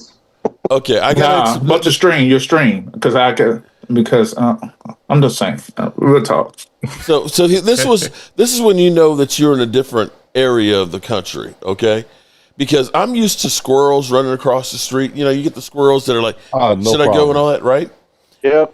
In Puerto Rico, I remember we were going back to the hotel and stuff. We worked the first day, and there was an iguana running across the street, right? And I just missed him. And then the car behind me hit him, and you see an iguana just flying through the air. It was like, holy shit, how does this happen? It was just like crazy. When I live in North Carolina, Mark, the same thing happens. A lot of people iguanas. Mark, are you looking at this shit? A lot of people, and especially where I live at, they get a deer would hit the car. Another interception. Or a deer went through my wife's passenger side and tore up the car. So people hit deers all the time. Yeah, that's deers, but iguana. Okay, freaking Mark, you're watching this, right, Mark? You see this, right? Yeah, another interception. Yeah, Denver's Mark. ass. Mark, where I live at, my mom lives at. Who INT? No, I'm talking about Denver and Cincinnati. Yeah, I said he threw another one. Hey, Mark, where I used to live at Puerto Rico, my mom lived in my neighborhood. It's right next to a creek where the iguana spawn their young and the eggs. Oh, and man. Every so often they would call me, Jesse, get this thing out of my house.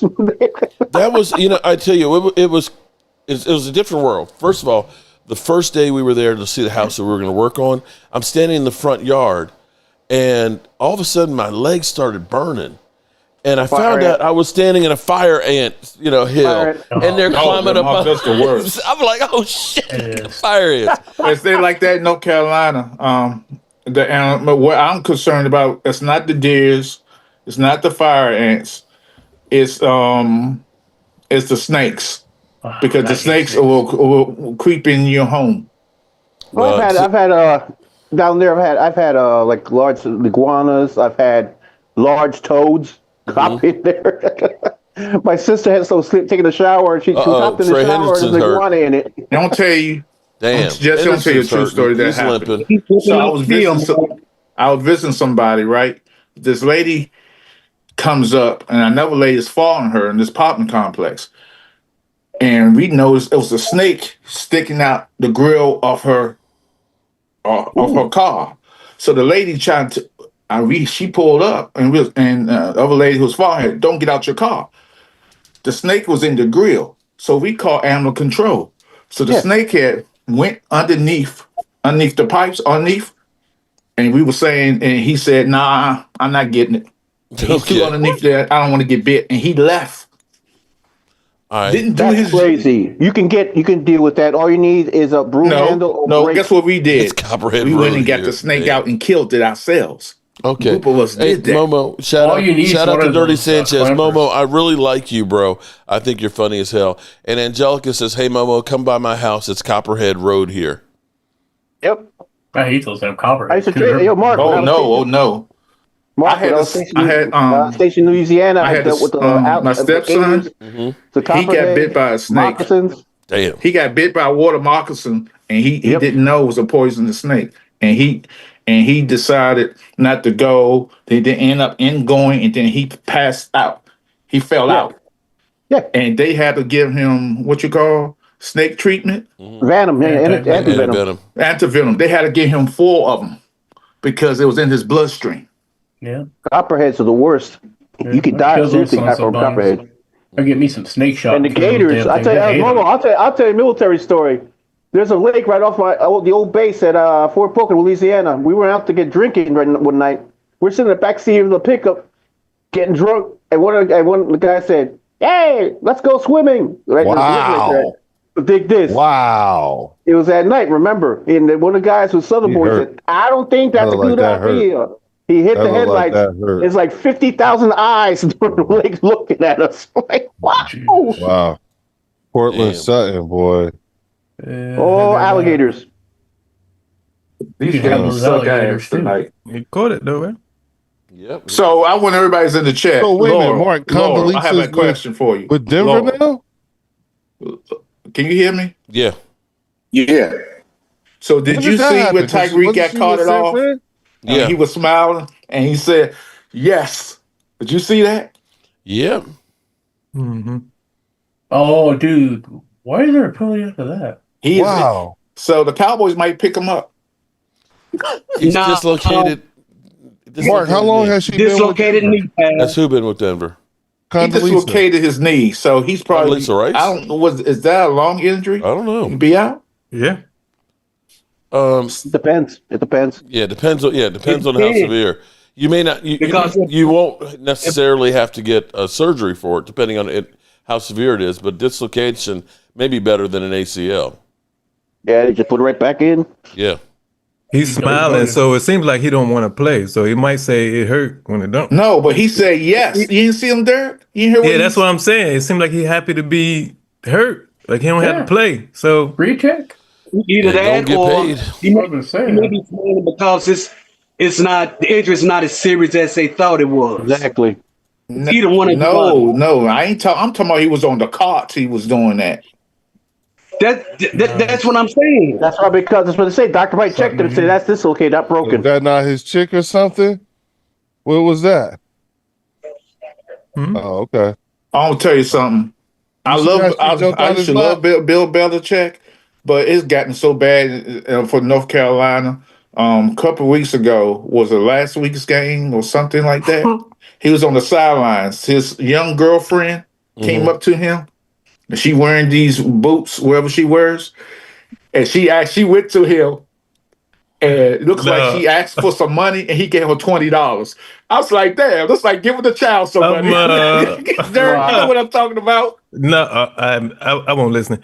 I was I wasn't listening to you. I was laughing at. I appreciate that. Arturo Gomez in the chat says, Jesse, you look like the penguin from the HBO series.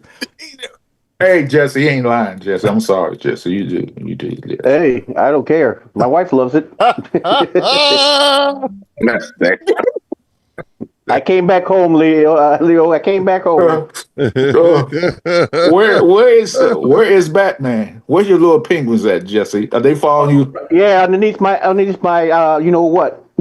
Dangling. Would you like to see them? No, thank you. Damn. Angelica said she's got a rattlesnake skin that was 8 foot long with 19 that's buttons. not right. Damn. No. I wish I played in the NFL. Lovely Linda. Dislocated my knee. I would be sitting on the couch trying to dislocate my groin for the next few. What the fuck? Oh, okay. Okay. I don't know what that means. I missed something. He's talking about something else. Yeah. Yeah. Y'all got to realize another kind of tackle football. Y'all got to realize something. Tyreek is not playing for full deck, y'all. No. Y'all know this, don't you? Now he need more babies for his tax returns. You know he's playing. Tommy, say that one more time. Tyreek Hill is what? He's not playing for full deck, y'all. And he's going to be sure, and he's going to be flat broke. He sure knows where to put it, though. You thinking we're seeing some CTE? Yeah, you may be. Yeah. Could be.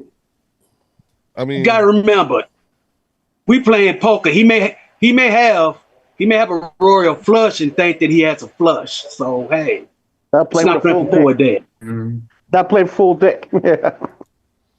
Yeah, and I'm going to tell you that's one of those guys you look at and say, yeah, I could see him broken 3 years after leaving football. Yep. See him on the side of the street asking for money. That's a shame. Yeah. Especially he might NBA be players. roommates with Antonio Brown. Really?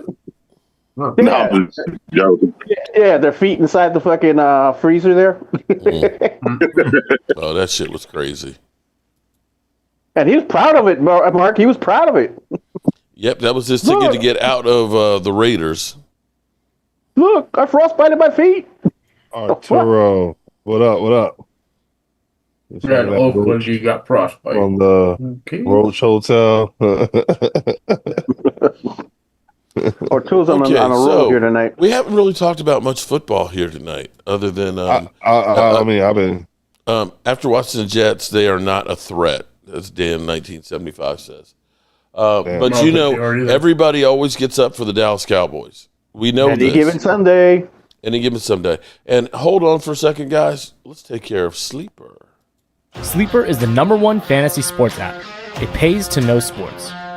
Pick more or less on top players. Your first pick is on us, so start winning now.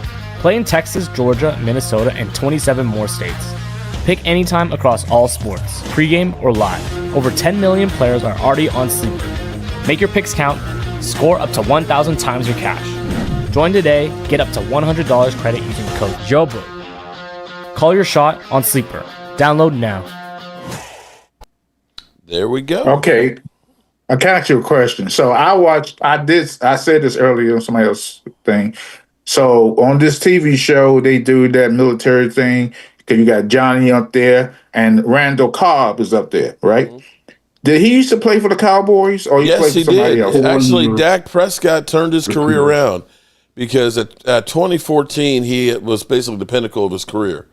And I think he had like 1,100 yards. And then each year after that, he kept going downhill until finally Green Bay, when he was down to about 400 yards a season, they were like, this horse can't hunt. They let him go. And the Cowboys do what they do, bargain basement shopping. Signed him. He had 860 yards, 3 touchdowns, and signed a $25 million contract the next year to go to the Texans. And went back to 400 yards. Then went to Cleveland with Deshaun Watson. Went back to Green Bay with Aaron Rodgers and still was back at 400-some yards. So, yeah, he played 1 year with Dak. Who's that, Randall Cobb? Yeah. And that was who's this long snapper? That was even the third receiver. Yeah, he was. Who's this long snapper? I've never heard of him, really. His name is Andrew East. He's married to Sean Johnson. I think the skier. What's married to who? Sean Johnson. Sean Johnson. Yeah, she's gonna be in the Olympics this year. Yeah, she's Olympic. Olympic. She won the Olympics. She wants. Yeah. Yeah, he's from the West. Snap her off the hill. Yeah, he's from the West. Oh yeah, but Johnny got cooked in that show. Boy, he was. It was so funny. That's no joke, Bobo. That's no joke. I've done some of that shit when I was in infantry. I have too. You know the deal. Yeah, I know the deal. Because the reason why you jump out of airplanes and you lean back so the helicopter won't take your head off. The PLF too. You gotta do that PLF when you hit the ground, man. It's like ankles, knees, sideways. You know what I mean? Yeah. I fucked my leg up one time on that. Fucked it up. I nearly broke it, fractured it. No, I twist my ankle. I twist my ankle on it. Yeah, I couldn't finish graduation. I couldn't make the grade. I had to leave. I was pissed. Why you couldn't do the I couldn't do it. The water test? Yeah, I couldn't do that. I couldn't do it. My leg was fucked. That's like, well, you got to go back to a line troop. Like, fuck, man. I was pissed. Okay.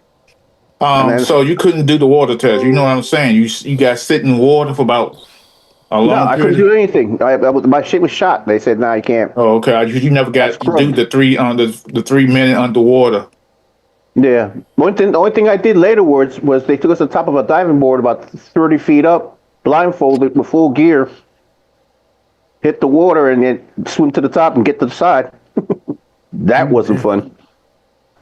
I played a Navy soldier in a documentary. Does that count? Yes, he did. Yes, it does. It does. You had the uniform on, so it counts. I played the we did the what is it? The reenactment of the USS Cole bombing.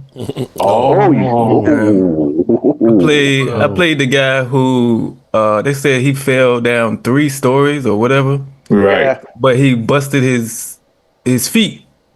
So he had to crawl all the way up to the top. And he didn't get no help until he got all the way to the top. I was like, this man cried. Ain't nobody see him. So every scene I'm crawling everywhere, crawling up ladders. Did you get paid for that documentary? Yeah. Okay, that's good. Did a couple things. I played a Somali pirate and another different thing too. For a documentary. I'm not saying you like the song. I'm the captain now. I'm the captain. It was you played Johnny but that's exactly who I played because we did that documentary right after it happened. I'm not saying you mouthed into the church. And then they eventually turned it into the Captain Phillips movie, but we did the documentary like 3 months after it actually happened, or a month, something like that. Over there. That's some crazy shit they do over there. You were cast as a reenactor. Yeah, I was the main pilot, or the main Somali pirate. The main. Oh, really? Said, I'm the captain now. You had lines and everything. Not really. It wasn't the script. They just gave me a few things. They gave you a gun and say, "Let's talk crazy." They were narrating what you were doing. They the most you can hear me is the part where he's on. They storm the bridge, and I'm talking up there. Did you get to say it? I'm in charge. No, they ain't give me all that.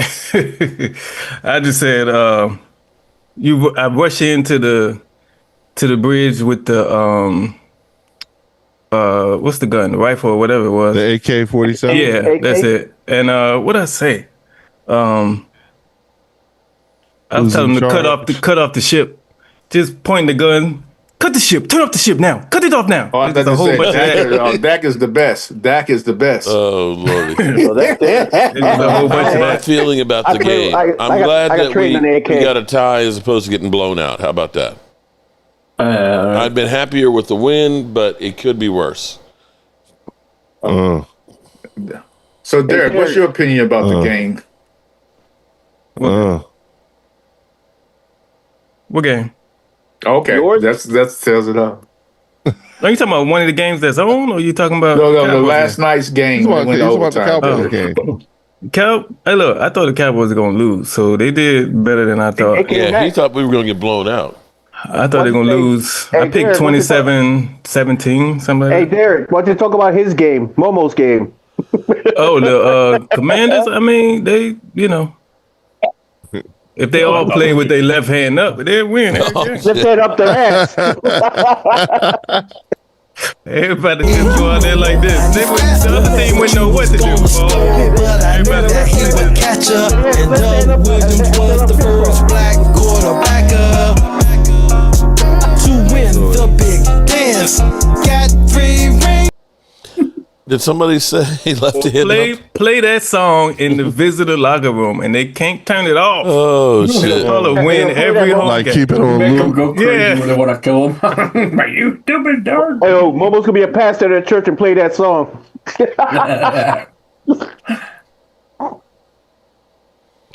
Yeah, these games are pretty much ass tonight. Well, would you say the Jets? First of all, you got the Jets in Miami. Yeah. That coach is probably going to be hired halfway through the season because nobody respects him. Anytime players say, "Hey, I'm at practice," "Oh no, I'm going home." I ain't practicing. That right, C-Mill. I ain't practicing today. I ain't practicing. Hell no, we won't go. We protesting like that. And then that's the player that the Cowboys was looking to get in their secondary too, Mark. Who? The one you wanted? He's out there. He's still out there. He ain't out with a team. Oh, you talking about Stephon Gilmore? Yeah. He's not out there. He's the same one. He's not playing. No. No, what I'm saying, that's the player that the Cowboys was looking to get. No. The Dallas Cowboys could get him if they wanted to. That's the one us YouTubers were saying, hey, this guy's played. He's got a heartbeat. Put him out there. He was in Miami, and he walked off. He did practice. He decided, I don't feel like practicing today. He was in the mid of practice and walked off because the coach has no say so. Well, the coach, he could, the disrespect of that coach. Hey, Momo, T.O.'s available. I was trying to figure out. T.O.'s available. Yeah. There is a clip. I was trying to figure out. There is a clip of me storming the bridge for that. I gotta find it. It's on YouTube somewhere. It might be on my D Derek J channel.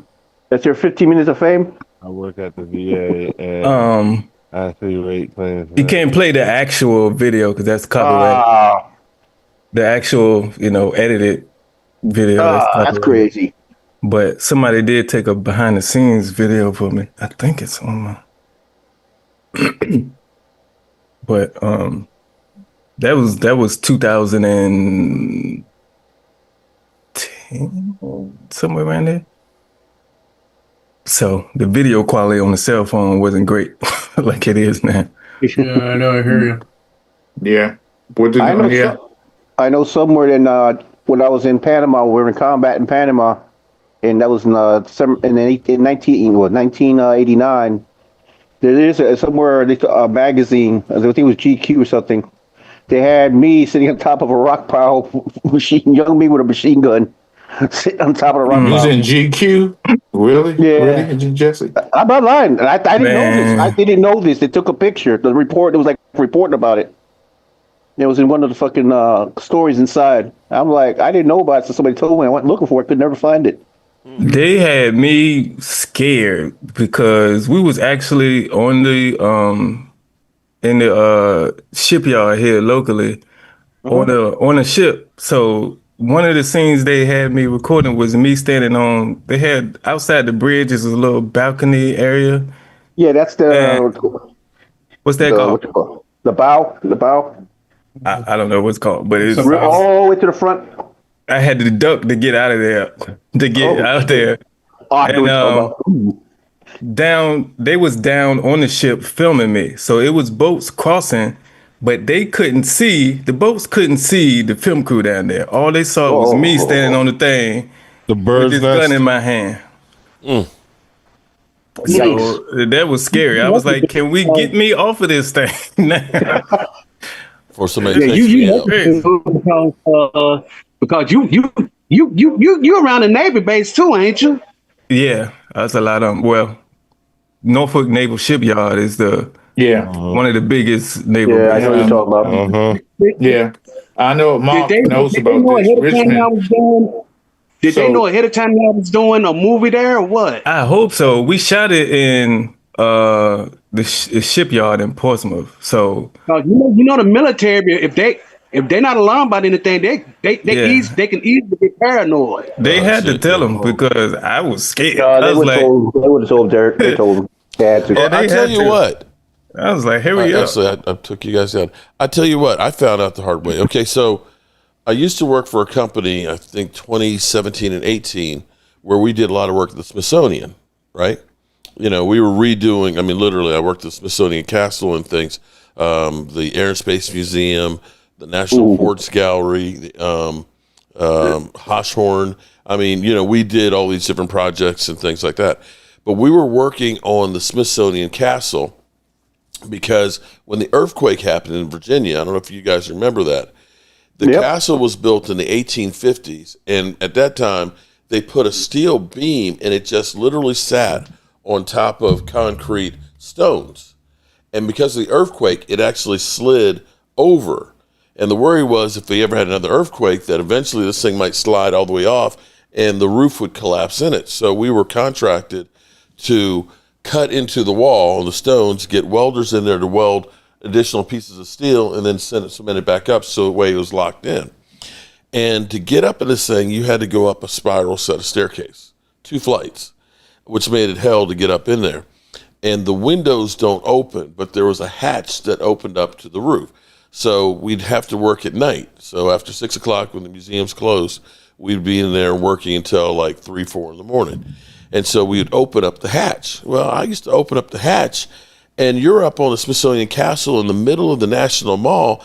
And if you look to the west, you're watching the sunset over the Washington Monument. You look to the east, you're looking at the Capitol. It's incredible views. I get up there and take pictures and everything else.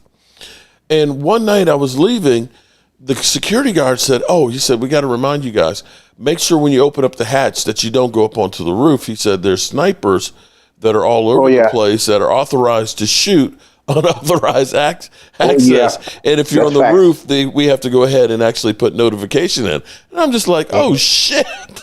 Thank you for letting me know that now. I'm glad I'm still here. Yeah. You would have had a third eye. Oh, shit. Mark, it's similar to the White House at Blair House. Had a friend of mine, I think I told you this before. He went, it was at the accordion bus back in the day. Yeah. The accordion bus, the X bus, that sit there not too far from the Blair House. Yeah. We had these two fools say, hey, they want to smoke some weed, or what they call reefer at that time. They will go there at the stoops of the Blair House smoking weed. And guess what happened? They got busted. A bunch of Yukons pulled up to them, about 3 of them, and they disappeared. We ain't seen them for about 3-4 days. They said they was down to CIA. Well, took them to Langley and questioned them. You would be amazed. If you want to see some crazy shit, is when Marine One comes in, before it comes in, look around at the buildings, because you will see snipers all over the place surrounding the White House and the old executive office. The security downtown, you don't see it, you don't notice it, but that shit is crazy. There are tunnels that link almost all of the buildings and stuff through there. Because we worked at the Smithsonian Castle to the Industrial Arts Museum, which isn't actually open, which is the neatest place that I wish they would do something with. But you've got these old tunnels that are 150 years old that link all this shit together. Shit is That's wild. what the Capitol is. Yeah, they got bunkers tunnels in there. They got the Capitol. The Capitol itself in D.C. is nothing but tunnels. Because I was a page growing up when I was 14, 15 years old. I was a page for Walter Fauntroy, and I was a page. Yeah.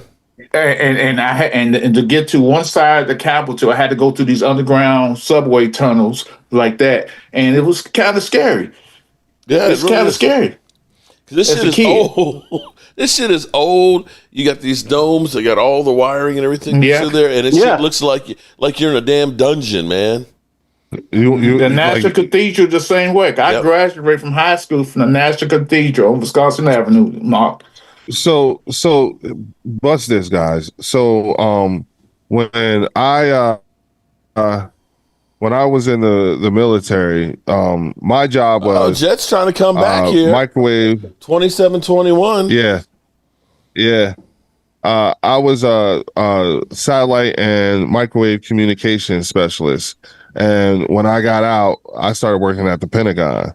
And I can tell you, like being down in the bowels of the Pentagon and the things that are actually there, you know, it's I know what you're talking about. Yeah, it's like I've been inside those skiffs where you gotta turn everything in. You know what I'm saying? You had your clearance. I was gonna say, like when you the things that you had the things you have to go through when CID call you to go through to get those clearances and stuff like that. Oh my God, you know what I'm saying? And even being downrange, you know what I'm saying? Mark, I worked for David Petraeus.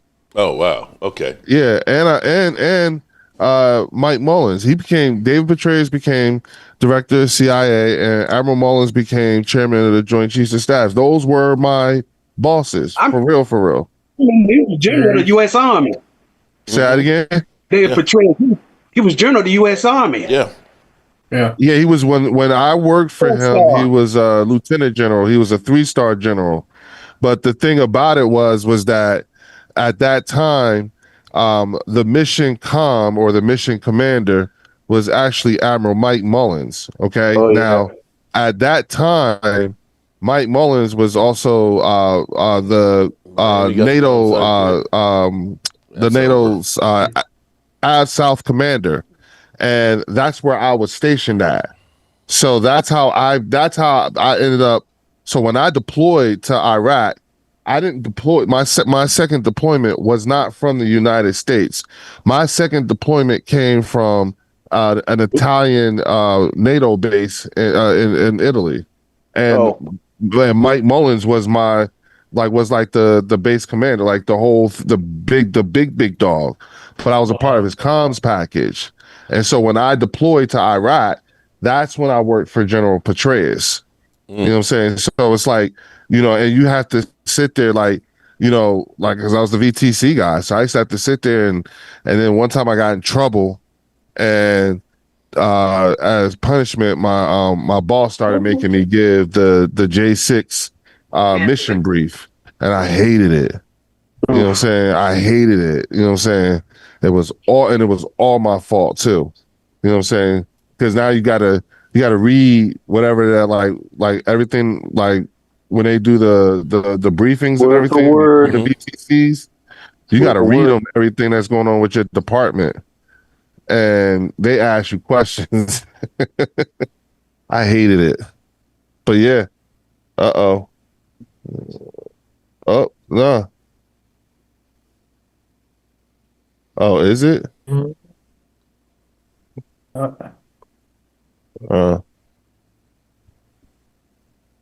He just took it from him. You see that? That's crazy. What in the world? Damn. Fucking Jets. Give me that shit. Oh, hey, thank you. As soon as my man bobbled that shit, he just snatched it. Damn. Give me that. He did a North. That was North like Philly. a parent said. Give me that.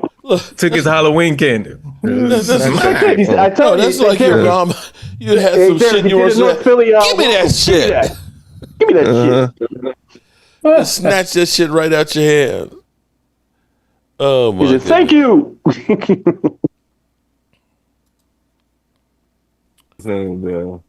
All right. Okay. Accept the new Secretary of Defense? Absolutely not. I do not. I quiver. I do not. I hate it. But he is the Secretary of Defense. So, this game is over with. Ain't no way in the world they could win this game. Okay, y'all. How well y'all remember when Bill Clinton was president? Me, definitely. All right, guys. Hey, Leo, we are not going. We are not getting high tonight. In 1992, because I am. Cowboys. I remember him, Schwarzkopf, and the other guy. Yeah. Oh. Well, back in 1996, What do you mean when Cowboys don't have anything to play with? Yeah, I got out in 90. They only have 2 losses. Well, in 1996, when Bill Clinton was running for re-election, he came in Nashville as part of his campaign trip. Who was this, Thomas? Bill Clinton. Oh, really? Bill Clinton in 92? 96. It was 96? His re-election. Yeah, he was on his tour for re-election. Well, anyway, we knew where he was going to be at, where he was going, where him and Al Gore was going to make his speech. So everybody was just waiting outside for him to come. And you look on every building in downtown Nashville, there was a sniper. Yeah. Okay. You even had Secret Service agents blending in with the crowd. Yep. You had this one fine young black female. She blended in just right with everybody. And me and a buddy of mine, we was outside, and he saw her, and he was like, "Damn, man, she fine, man, she look good. Damn, she got a body on her." He was just, he was so. He was drooling. Yeah, he was drooling. And I turned around and looked at her. I looked at her and I said, "No, man, she's dirty. she's not what you think.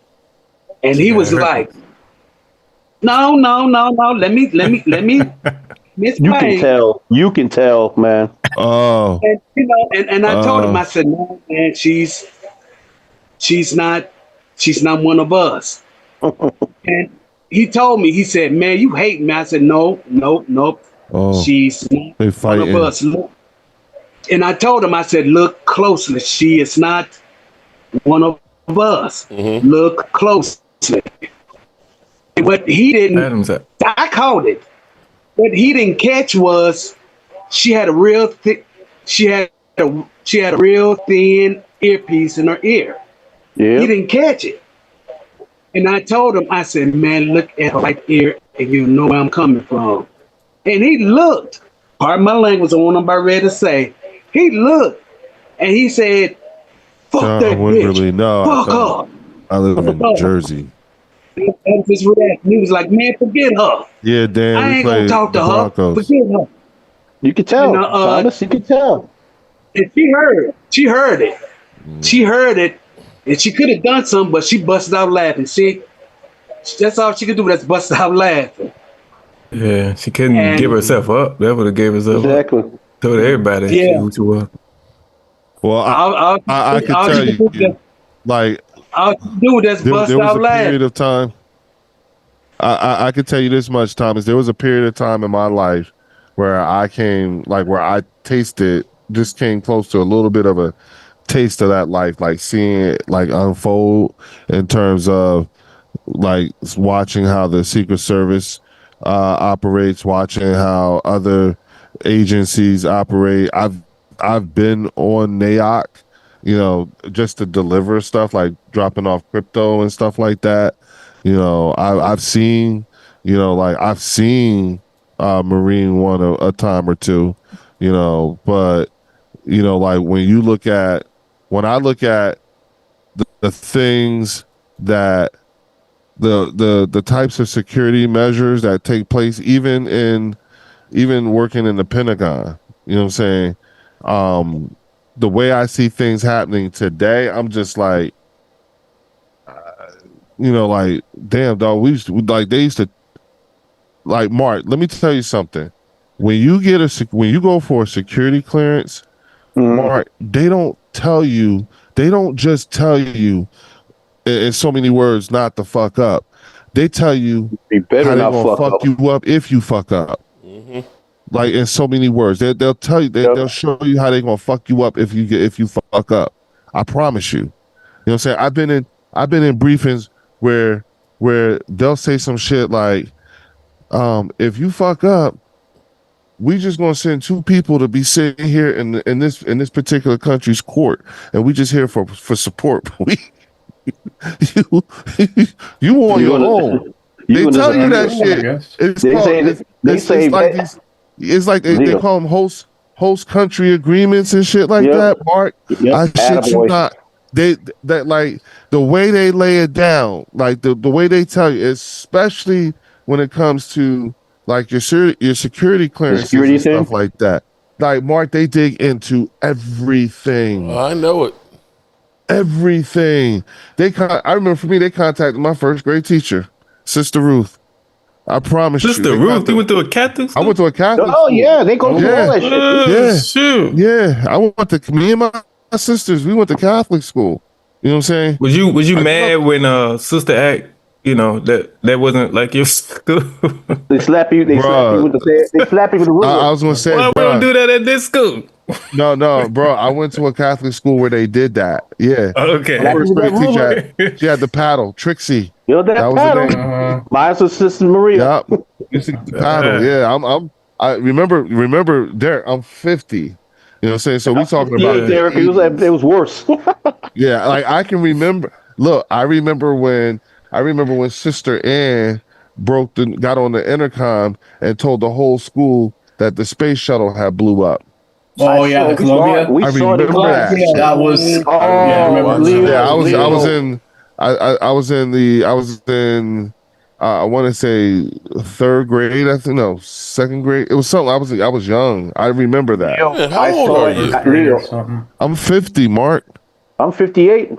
Wait, Leo, I remember watching it. When that happened. Leo, I watched it. We sat down for a science project. Sister Maria had us whole class watch it on a big TV.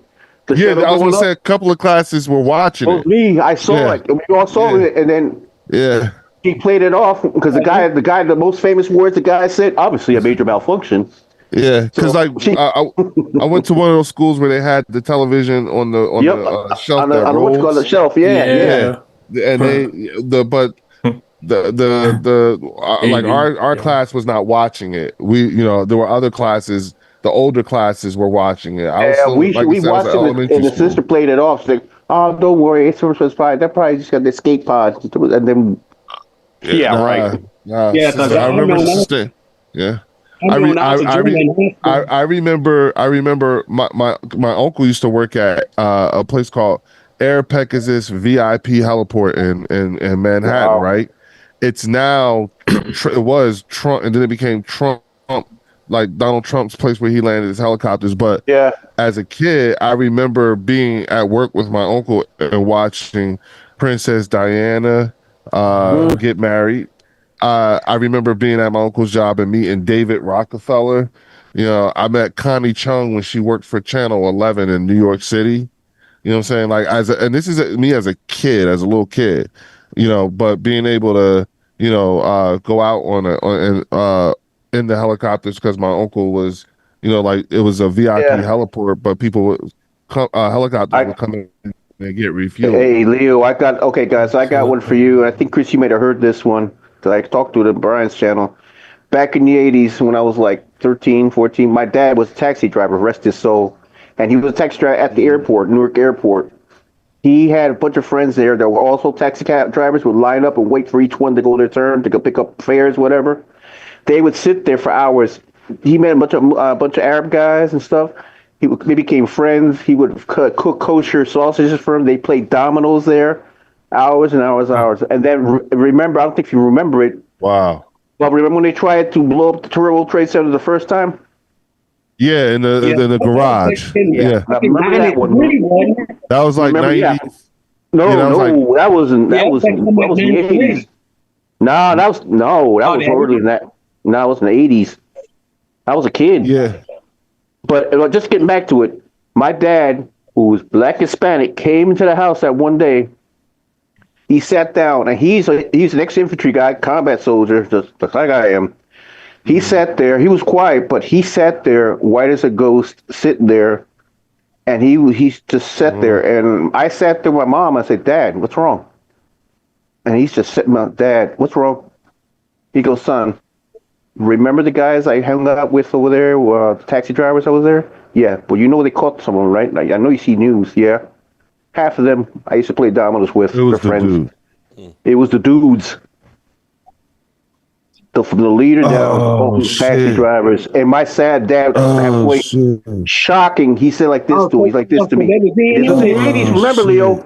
Remember, he said, "Son, they didn't get it this time, but I guarantee you, I might not be alive, but they're going to do it again and watch."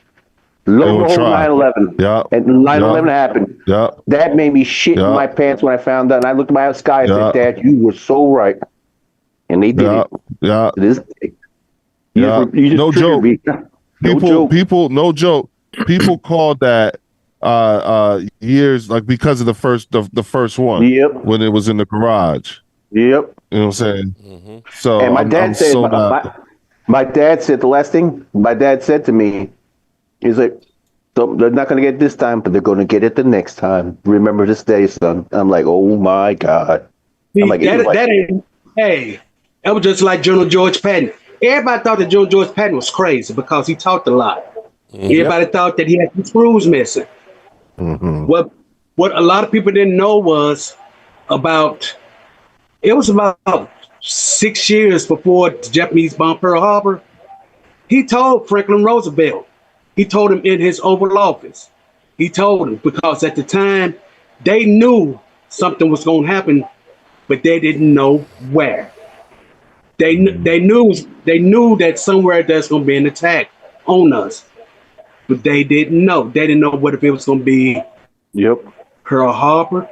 They thought L.A. They thought Portland. They thought Vancouver. They thought they were thinking all of the Pacific Coast cities going down to San Diego, but they didn't. They couldn't put their fingers on none of them. And George Patton told them, he said, "Man, it's gonna be Pearl Harbor, and I'm gonna tell you why. The Japanese want to get where the meat is.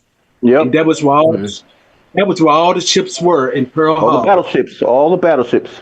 Not the aircraft carriers. Now They were out to sea. Pearl Harbor. Yep. The aircraft carriers out to sea. And in a few days after the attack, Franklin Roosevelt, he met with all the leaders at the White House, and he looked at George Patton. They say he looked at George Patton. He said there was nothing he could say. There was nothing he could tell him because he knew he was right. He couldn't talk to him. Hey, Jeff. Well, it is what it is, man. Well, the Jets crazy. go crazy. down, and Cincinnati's not looking too good. What's the scores? Now, now Cincinnati, they trying to put on a little drive. They're at the 43. You see that right there? What's that? You see that right there? Yeah. That's the inside of Baath Party headquarters in Baghdad. Right behind me. Yeah.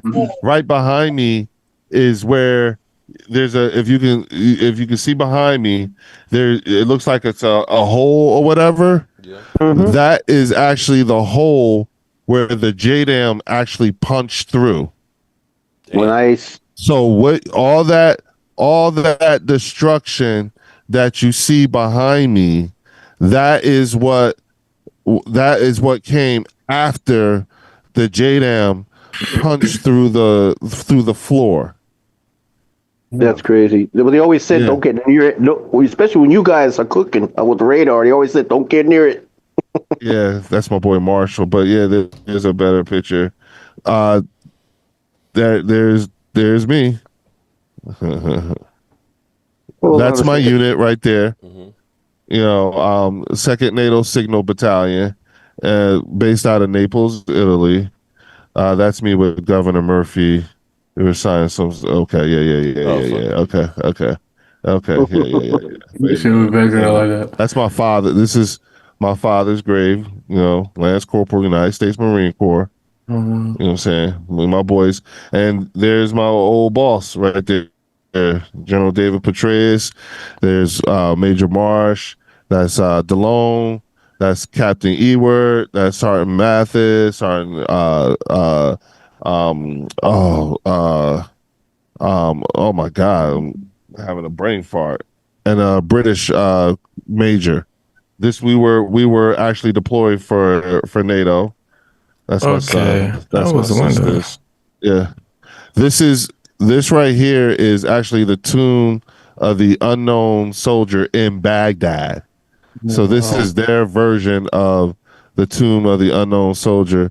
And this guy right here, that's my battle buddy, Cody. We did a lot of missions together. This is one of my boys who committed suicide. That's my mom, me and my mom. I'm sorry.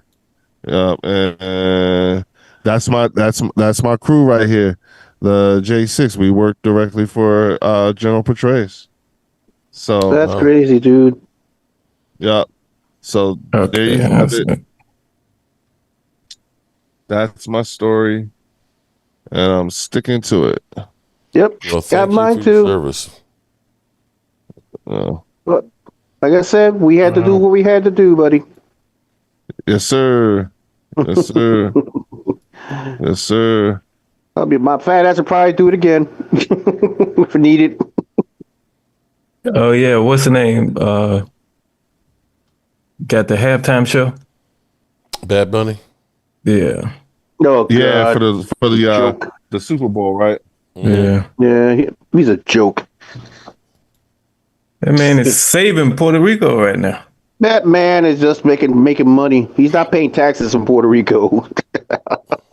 That's my honor, John. But he is bringing a lot of people over there, though. He sell out how many shows? No doubt, Jeff. No doubt. My honor, bro. My honor. You know, but seeing how like understanding like from the inside out, you know, and listening to certain conversations, what I would tell you the biggest lesson I learned from all those deployments downrange and listening to these people have to make decisions that be careful who you put in these seats of power. You know what I'm saying? I learned real quick that I did not want to be a general because the decisions that you have to make, there are some decisions, I don't care what your lot in life is, there are some decisions that have to be made you just don't want to be a part of. I promise you. I bet. I promise you. Okay. I've had the unfortunate experience, Mark. I've had the unfortunate experience of listening to Admiral Mike Mullins rip General David Petraeus a brand new asshole. And I will never, ever, ever tell anybody exactly what he said, but by the time he got done, I felt I felt like I ain't had no ass. And it's that's like one of those. I wish I wasn't there. Yeah, but damn, he and I watched this man take that shit. Had no choice. What else you gonna do? Yeah, like god damn, you know what I'm saying? And I will tell you that one of the things that I learned about Admiral Mike Mullins is that he is actually from Santa Monica, California, and his father was a movie star reporter, like back in the early days. You know what I'm saying? Like when it was a respectable thing where stars and reporters actually had a good relationship. You know what I'm saying? And his dad was one of those, and the movie Pulp Fiction, where they go and bring the body to Quentin Tarantino's house. That's actually the house. That's Admiral Mike Mullins' house that he grew up in. Okay, that's crazy. Yeah, like, and the man loves sweet potato pie. Figure, go figure. Yeah. That's the revenge game next Monday night. Yeah. And we always lost to the Navy. That was the other thing too. God, I used to catch that. I used to catch hell here for the nurses. Oh my God! All my years at the Pentagon, we Navy. Every year. I was at the Pentagon. We lost to. Like I never had a year at my years in the Pentagon. The entire time I was there, I never experienced the win. Them fuckers, you know, like them Navy cats. Oh my God, Mark. Fixed. Oh my God. Fixed. Oh my God, Mark. The Pentagon is in. Like you think this is like Cowboys and Eagles. Hate week, all that stuff. You think that's something? Oh boy! You and Mark Leo, you wouldn't want my brother on here. He's a Navy guy. So here's some bad news. Like that Army Navy thing. That's real. You wouldn't want him on here with me. Yeah, he's a Navy man. He did 25 in the Navy. Yeah, that's real. When it comes to When it comes to Army Navy week, oh my God. I catch hell, man. Oh my God. And see, it sucks. You and Jesse, you and Jesse, y'all would hate my brother. Yeah, and he did 25 in the Navy. It sucked because every year I was working at the Pentagon, we always fucking lost. Oh, which is why when we did win, I was like, you know what I'm saying, like this, like, oh my God. But that did not, like, that was the only thing that was one of the big things I would say that sucked about working at the Pentagon. But there were times where I would be like on call, and because this has happened to me, I'll be on call and I have my son with me, so I would bring him to work with me. My son has been inside. General Eater used to babysit him for me. My son has been inside the NMCC as a toddler. You know what I'm saying? As a toddler, just so I could get to work. And my ex-wife was like, she used to get mad at me because she's like, you can't, like, don't take him up there no more, because he always came home coked up on sugar. because you can get all kinds of treats and stuff. You know what I'm saying? Yep.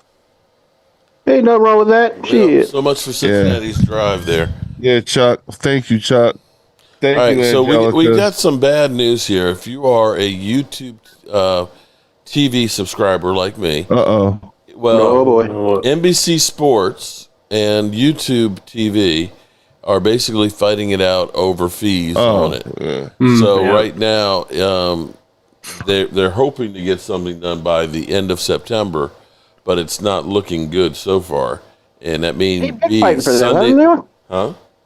They've been fighting about that, haven't they? That was CBS and YouTube TV, or CBS and somebody else. This is a new one. This just popped up 3 days ago. Oh, shit. So Sunday night football. September 30th, right? Yeah. Yep. That's tomorrow. Tomorrow, yeah. So it looks like we're going to lose NBC? It might be, yeah.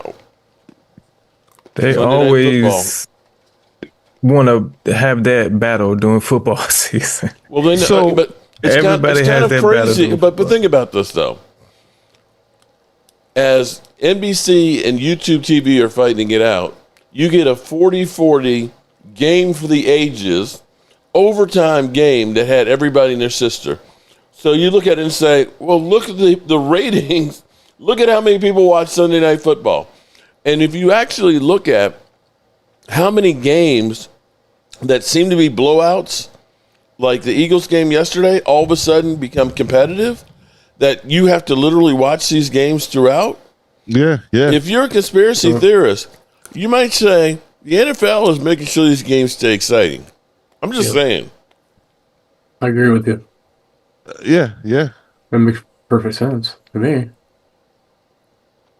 In the end, when that television contract is ripped up, we're going to be playing through the nose.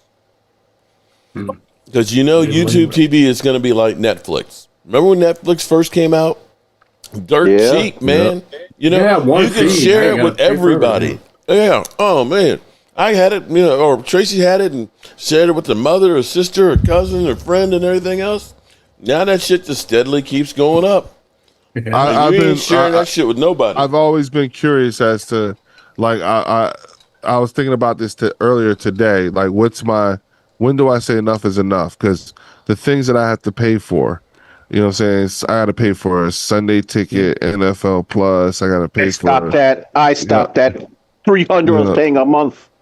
No, see, here's the thing. Though. But see, here's the thing. Though. I'm running a YouTube channel. You see what I'm saying? And I have to have access to information. So for me, it's a necessary tool. I got to use Zoom and all. Why'd you get a box? When you start making money from YouTube, it's a write off. Yeah, eventually it'll pay for itself. But for now, I have to view it as like my approach to justify it in my mind is just that it's just the investment. You know what I'm saying? It's part of the investment. I have to be willing to do that, which I am. You know what I'm saying? Because and I'm seeing things. Like, hey, look, I'm at 600 subscribers now. You see what I'm saying? So it's like, okay, but the way that the league is doing things is like you got to jump through hoops just so you could, maintain coverage to a degree. When do you say enough is enough? Especially as a content creator. I tell you what kind of. Hold on. Now check this out. So yesterday I did a 15-hour stream, right? Yep, that was there. And I saw this morning, I got copywritten, and it says there was literally, it picked up a song of about 20 seconds that was playing in the background of a 15-hour stream, and it said revenue sharing with this other person. 20 seconds of 15 hours. Okay. Wow. Oh my God. Yeah. So were you able to take it out? Yeah. Now here's the good news is take out the music. It's not that it's retroactive. Their bots don't pick that up from a live stream until after it's finally recorded. Then the bots go through it. So it didn't affect the actual live stream. What I did before it was detected. Once it's detected, then of course it loses any more going forward.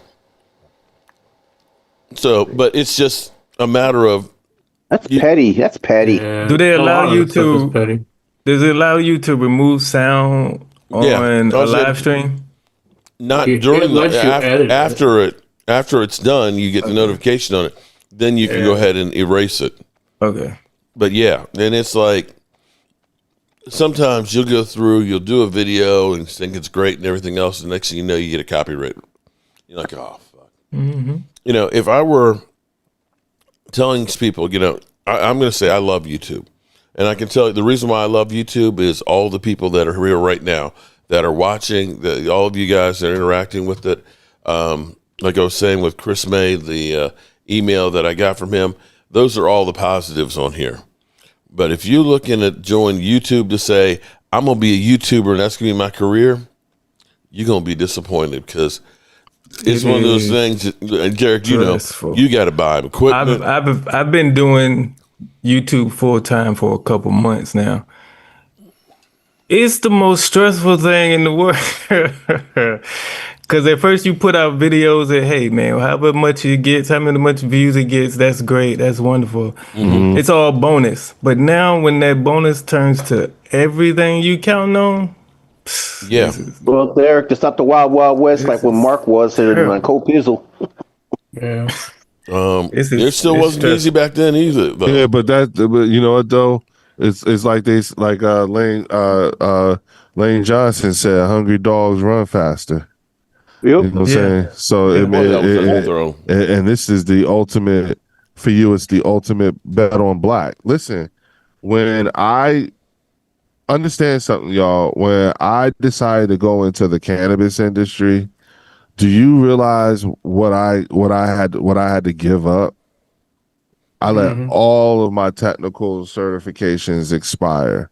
I knew I was not going to be able to maintain my security clearances just because I was going into cannabis. You see what I'm saying?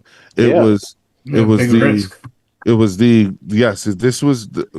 the biggest bet on black ever for me. And this is after multiple tours of duty down range, been to war. They don't care, Leo. They don't care. I'm saying not the civilians. They don't care. But what I'm saying is for me, this was the first time I ever I counted what I was doing at this moment as a bigger bet on my own life than going to war at this time. Because mind you, I have a wife now. I have 2 sons. You know what I'm saying? I have a kid. You know, so this is, and I was at a point where like it had to work. You see what I'm saying? Yeah. And thank God it has. It still is. You know what I'm saying? And it's afforded me the opportunity to spend time outside of what I do for cannabis. I can also talk about my next favorite thing, which is the Philadelphia Eagles. And you know what? I have an opportunity to turn this into I can turn this into another revenue stream for myself. Okay. Don't count on that, man. If it happens, great. Don't count on it. Hey, Leo, you know who else plays with the cannabis? Say what? You know who else is playing with the cannabis nowadays? Who else is playing with the cannabis? Who else is playing with it? Hugh. Wait a minute, say that one more time now. Hugh Douglas. Hugh Douglas. Yeah, I can say that because I have a video on my other channel, Derek J Speaks, that I wouldn't have made if I wasn't full time, and that video was almost at 1.2 million views on it. Oh damn! Really? So I wouldn't have made it if I wasn't doing this full time. Really? I did that about that was in July, so that video's been out. Is YouTube the primary platform that you're using? Yeah, it's the only one. Yeah, that's what I'm saying. It's the only one. Yeah, I have other accounts on. I got an account on TikTok and Instagram and Facebook, but I'm just focusing on YouTube. Hey, just to see, Mark, do you know about Mara, right? Joe Mara? Mm-hmm. You know what's going on with him? No, what? He's got cancer. Oh man. Derek J, you should think about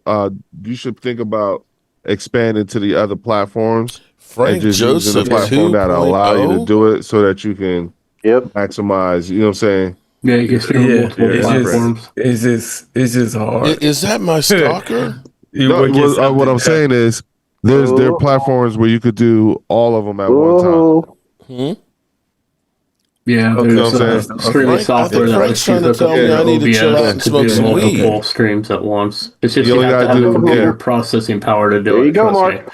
Huh? That's where I had to get this for. Welcome, Frank. How you doing, buddy? What's up, Frank? Everybody say hi to Frank Joseph 2.0. My man, Frank. You, Frank. Long time. How's the weather where you're at, buddy? I probably remember. Hot. It's probably hot, tropical. Yeah. I'm thinking of the Jamie Foxx episode. Never mind. So Gene, let me ask you, when was the last time you were in Puerto Rico? Who, me? Yeah. It's about, 10 years now? I'm dying to go back there. I have to. My mom's kind of, unfortunately, she's going through her faculties. Uh-huh. So, my sisters are down there with her, but she's been asking for me. I might have to make a run down there.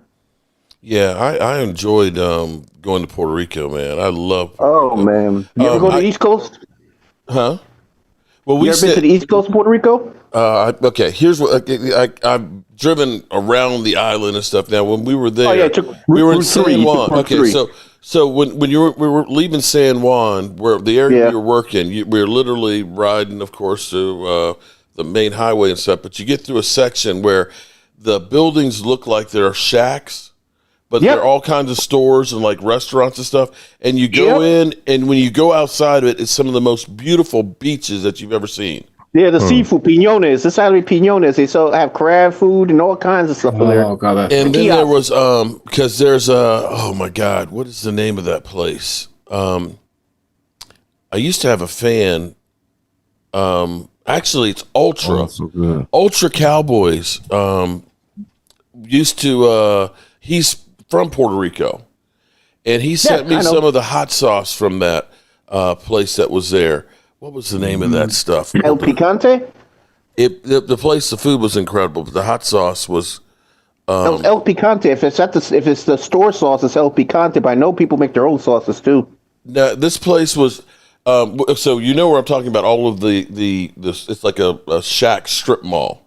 Yeah, and then I there know was exactly it was like a 2-story restaurant that was there. So it was a bar. Yeah. I know what you're talking about. So they made their own hot sauce. That was incredible. And I remember Ultra actually sent me some years ago from If I can get you some, I'll tell you what, because my family's still down there, I'll just tell my nephews, they live down there, they'll get it for me, because they come here once in a while, come here. Yeah, that would. I'll hook you up. I'm trying to remember the name of it. If you remember the name, I'll do my investigation too, but if you remember the name, let me know, and I'll have one of my nephews snag me a few bottles of that shit. I'll ship it to you. Is it PP? Grand Range Puerto Rico.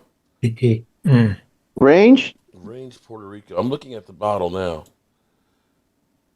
Grange. Just email it to me. Grange Puerto Rico. Where's the Rio Grande, Puerto Rico. Yeah. Yeah, that's about 15, that's 15 minutes away from where I live at. Oh shit! We go down Maurice. Well, Luquillo's right next to it. Okay, so that's where actually both times right there. All the shacks there. All the shacks are there. Because on the way back after we finished, doing our work, volunteer work and stuff, we would always stop by there and get something to eat because the food was incredible. I get the muffaletta. Is that what it's called? Yeah, exactly. Okay, you get that and get that hot sauce in there because the hot sauce was kind of like it was It was almost like a hot sauce salsa. Yeah, I know you're talking about. And it's a yellowish green color. And I know exactly what you're talking about. Did you go past the kiosk right there? Did you see? There's a restaurant called El Verde. They have like a bunch of stools with pork and all that stuff. Yeah. Oh, there's nothing but pork. Okay, pork and chicken, pork and seafood. Okay, it's pork and root vegetables. Okay, so more root vegetables than anything else. Oh my God, you go crazy over there. Yeah, and it's still there. It's still there. Yo, I guarantee it's still there because man, it survived the hurricanes and stuff. But man, you talk about some good food, man. And if you keep going down that way, you'll go to Fajardo. That's where I'm from. There, that's all. It's a beautiful area. You go see El Conquistador right there. It amazes me because I used to love walking in through the fort. God, I can't remember. Yes, Fort San Juan. Fort San Juan. Right, for the San Juan. But when you go down to where the gates were at the waterfront there, that have been there for like 400 years, and they're like 30-foot tall wooden gates that open up to the city and stuff. And it's just freaking insane when you look at the engineering, all these turrets and everything. It's just beautiful down through there. And the thing is, they made that up and everything, but they were afraid of pirate raids, and it never happened. They never had a raid whatsoever. It was there for. What up, Logan Motorsports? What's good, big dog? But if you go to, you ever gotten to the forest, El Junque Forest? That's the rainforest. Yeah, the rainforest. Yes, because that's where Mike was working. You go to the waterfall? You go to the waterfall. No, we didn't go to the waterfall. We were down there working. We didn't get that much time to tour other than the Bacardi factory the last day. That's cool, at least. Bacardi factory, that'd be cool. Go to the waterfall up there. Next time you ever go to the waterfall. You and Tracy will love it. You can actually go right underneath the waterfall. All right. But definitely, man, I might have to go down there when you're there sometime, man. Yeah, most definitely. I'll show it. I'll give you my personal tour over there. You'll love it. And there's no banjo music. Don't worry about it. But Frank, that's the only comment we got from Frank was Mark smoked some weed. Oh, come on, Frank. Where'd he go? Huh? Where'd he go? I thought he was going to join us and be part of the crowd, man. Who's that? I don't know. Frank Joseph. It's been a while. Frankie boy. Yeah, he's getting braver now. Oh, man. You know, I mean, normally he comes in Frankie. like Kevin Seven I'll draw it up with Frank. She talk about the homeland shit. There you go. All right, so yeah, champ. That's what I'm talking about. If you find out the hot sauce, let me know because I'm gonna do my investigation. If you find out, just email me, or I'll email you if I find out first. I'll go back through my emails from Joseph Collin and Cologne, and damn. I got because I remember he sent me a picture of it to make sure it was the right one. So cool. You hit that from me, shit, and a heartbeat. In a heartbeat, I get to you. Yeah, that's some good shit, man. That shit is fire. I can't have it though. I love it. Man, that's two burn hot sauce, man. Whatever. It burns going in and it burns coming out. That's what I mean. I have to be my Indian name, Flaming Asshole. Flaming Asshole. This is stuff that I was getting called like Alberto or whatever. Oh yeah, Alberto is the Verde or something. It's pretty good hot sauce too. Yeah. Oh boy, Louisiana got some good hot sauce down there too. Yeah, that's what we have in our house. A lot of hot sauce, jalapenos. Yeah, when you get the hot sauce I got down there in Puerto Rico, brother, I'll send you some too if I get a whole case. Hell yeah, dude, I'm down with that. Not a problem. I love hot sauce, man. I sit here my brothers, I'll take care of you. Pork skins and freaking Valentino hot sauce, and I'd be putting that stuff on there all day. I wish I had pork skins. I can't have them. They steal them from me now. Oh man. Looks like Denver's is in control of this one. I think this is a safe bet now. I don't see Cincinnati. Denver, yeah. That's the score. 21-3. Damn. Without Joe Burrow, Cincinnati ain't. Yeah, because somebody in the chat said no football talk. Yeah, that's why we ain't talking football. Nobody's invested in this. Game is over. Hey, I need Harvey and the damn kicker to do some more work so I can beat Game Time Brian, but that ain't gonna happen. I need like 6 points or something. Go over and kick yourself, Chris. Go over and kick yourself. Same thing happened to me with Drew week 1. Lost by a point. Oh god. Oh, that's right. I now remember, Chris. When I was telling you about the receiver, I was talking about B.John. B.John Robinson, yeah, that guy. Yeah, I was saying whoever had him in fantasy points must have made a killing. It must have. I'll have to find out who has that. So Jess, actually, so let's go back to football here. So now that you got Jackson Dart and you got the first victory under your belt, how you feeling right now? You think you're about to turn the corner? Who? You. I was looking at something. My bad. Well, Dart's doing his job. Dart looks good, solid, scatterboo. I'll tell you what, he was like a damn wrecking ball. And even Dart took a shot at somebody too. But that offensive coach and that defense coach and the coach might end up getting the boot. Me personally, I boot them all. Okay. Especially now you that know what? I can lose if I can lose with you, I can lose without you. Yeah, exactly. What the fuck? And we get a good pick next year, fucking put that O-line together. Mm-hmm.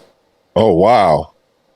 Well, see, that's what I look at it right now. Okay. If the Cowboys can maintain that offense they have right now next year and really go ahead and work on that defense, you got 2 first-round picks.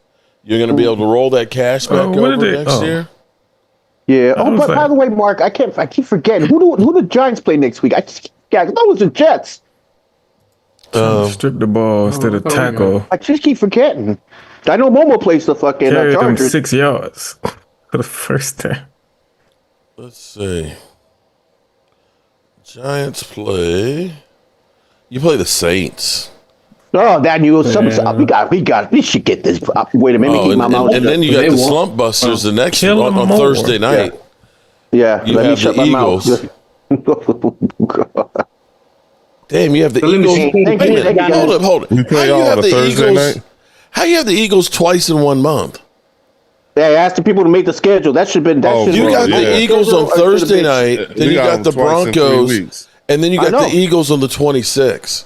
Yeah. And then we got Washington the same way. Look at the end of the year. Damn. And then you got the 49ers and then the Bears. That's ridiculous. Damn.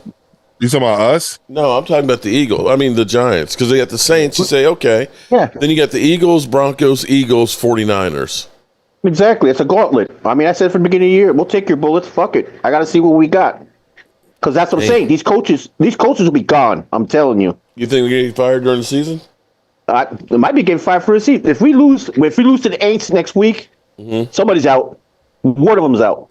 And I think it's that one on what's his dummy? What's his name? I keep forgetting his name. The OC or the DC. The DC.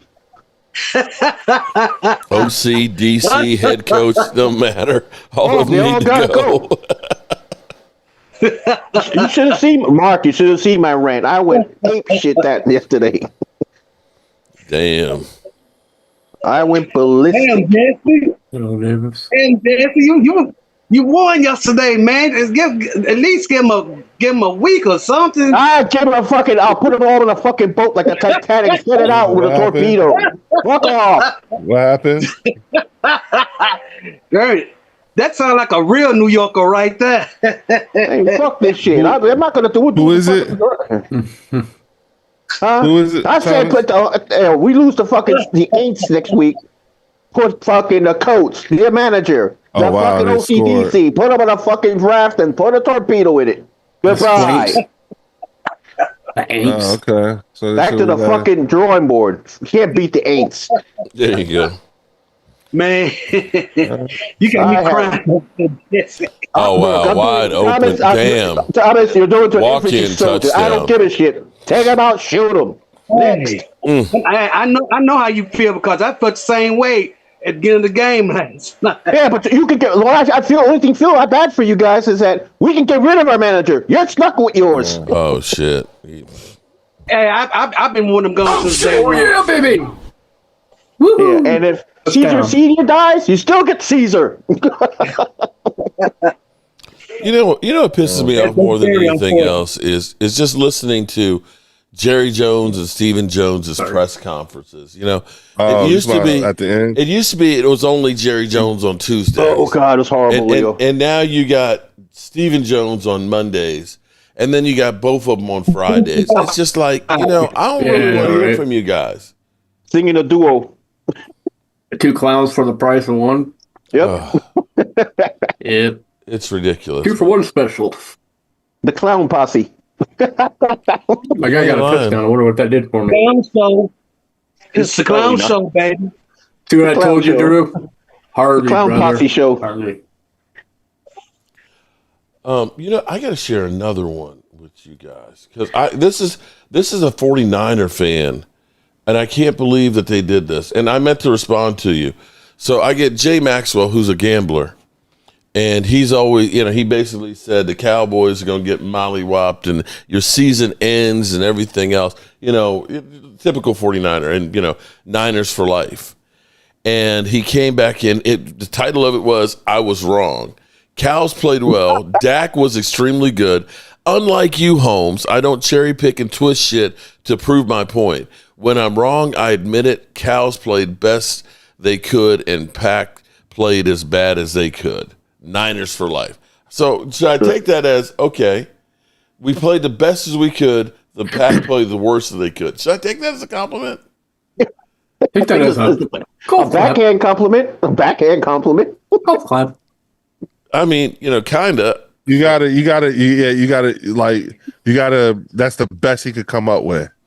And under the circumstances. But see, it's the effort. This was earlier. He said, bro, it's hilarious watching that guy short circuit you so quickly. Leo owns you, providing that you de-escalate skills are the quality of a toddler. JMU didn't teach you anything. It's clear why you work alone as a janitor. I think you're a good maintenance man. If I was near you and my toilet broke, I'd call you to clean the shit up. Props to you, Holmes. Niners for life. Okay. Oh my god, dude. Well, it's a Kool-Aid hater. Yeah, exactly. And people get jealous that's somebody that's representing for the 49ers. Mark's been like that's what that is. That's a fucking double agent. Mark, he's catching up. He obviously has been watching, so he hasn't missed anything that you've ever said about his team. No, you're a double agent. You know what they say? The people that hate you the most watch you the most and bring you the most. Yeah. Oh my. This is the truth. And the funniest thing about it is he's not lying. You're actually not wrong. Well, no, the thing is YouTube gives no F's about why somebody's watching you. Whether they love you or hate you, they only care that they're interacting with you. So when you get somebody who's literally instantly there as soon as you pop up in a video, YouTube says, oh my goodness, they're reacting really quickly. So let's share this thing even more. So as people go to try and destroy you, they're actually helping you to be more successful. Yeah. You just gotta have a Teflon. You gotta have a Teflon skin. That's all. Case in point. How many times have I clicked on? In the big dance, when you got Joe Gibbs, you got a good chance. Let me tell you something. So YouTube doesn't care that I'm mocking that, right? All they look at it as that's another view. That's where we could sell more advertisement to. And that's how the game works. This game's crazy. Oh Lordy! So Derek, I didn't realize you were doing it full time, man. Because my car got vandalized in June, and I was doing gig work, making deliveries. My car got vandalized. Somebody out here hit like 6 different cars, but they. Poking holes in, they went under the car and poked holes in the gas tank. Oh, that's not cool. So I put in an insurance claim. My insurance say, hey, this is a total loss. I was like, what? Oh. So, because my car was a 2012. So they was like, so at that point I was like, I could either take this money they giving me for the car, go put a down payment on another car, start making deliveries again, or I could, bet on myself on YouTube, and that's what I did. Oh, you gambled right. Yeah, it turned out good. So, but that pressure, man, it's like, man, I need a hit, man. I need. Yeah. And then you get to the end of the month, and you're like, oh, I made enough. And then the first come around, he's like, you start stressing all over again. Here we go. It ain't no lie, man. And a lot of people look at it as like, oh, get a real job, and it's like, you don't know how hard it is to come up with content and to be able to put it out there, and everything that you do is you. There ain't nobody else. You got to buy it, especially when you're getting started. Momo, he's like, hey, send me a mic, send me a camera. But, buying the equipment, you're learning, of course, bird section. That's where, you do it as a side thing and see how it goes. Jumping in full steam, man, that's scary. Yeah. Mm-hmm. I've taken that plunge, but not for YouTube. I did it for cannabis. Mm-hmm. You know what I'm saying? So I know what it feels like, you know what I'm saying? But it's also like as you create your own lane and you start to see the fruits of your labor, you'll realize like, yo, you don't have to ask nobody's permission for anything. Take time off, everything. Mm-hmm. I would have never been able to. I would have never been able to I would have never been able to explore anything on YouTube had I not did what I did with cannabis. You know what I'm saying? Yeah. That's the one great thing about working, because I work here. My bedroom is like 6 steps away. Mm-hmm. Yeah, right. Oh yeah, bruh. So that's the best thing. And plus, I can wake up when I want to, and bro. Let me tell you, great. But this is gonna sound a bit morbid, but the best thing that happened for us, like for our business in particular, was COVID. 28-3. Because COVID taught everyone that our industry was. No, Logan, I haven't gotten too much hate mail from lately. You know what I'm saying? And it forced us to work differently. You know what I'm saying? And good night, Angelica. Kiss the puppies for me. We were already doing it. We were ahead of the curve with working from home before COVID. You see what I'm saying? Yeah. So. And you want to know what the shift was, Derek? The shift was we all went to third shift because everybody's spouse and kids were at home. So the bandwidth on the internet was horrible during the day. But because we all, working cannabis and we consume, everybody started working at night because everybody else was asleep. Yeah. And the stuff we had different hours than everybody. You see what I'm saying? Mm-hmm. And we could smoke. You see what I'm saying? So now, I turned my garage was the only place in the house at the time that my wife would allow me to smoke. So I never left the garage. I turned it into an office. You know what I'm saying? And I never left because I can smoke in here. You know what I'm saying? So that's how that and built our business and continued to work on our business. Well, I can relate, Leo. I can relate because when I got out of the hotel business, it was in Puerto Rico. I ended up making a hot dog business. I had a hot dog cart, everything prepped. Uh-huh. I had it was my ex-wife. And I was smart enough to do this. Let's do this at night, just because the hot dog vendors are not at night. I was killing it, Leo. I was from like 7 o'clock on. Oh man, we were getting so much work done. Shit. I was in the street selling them like there on a nice major highway. We had 3 different lanes. Man, I was killing. I had like 20 or 30 people at a time. And then I started my business off $300 PayPal credit. Yep. And I started buying stuff up there off consoles and everything like that. Anything electronic, fixing it, repairing it, guitars, you naming it. I just stuck myself into that. But I wish I had all that content to put here. Yeah, my whole entire thing, like yours, like Leo's with cannabis, mine is all about actually about you bringing awareness to vision loss and disabilities. Just because, right. And I really appreciate Mark for you doing what you did, and everybody that's subscribed. That's what it's all about, actually. The more people I get, the more it allows me to do more. But I appreciate that; it means a lot.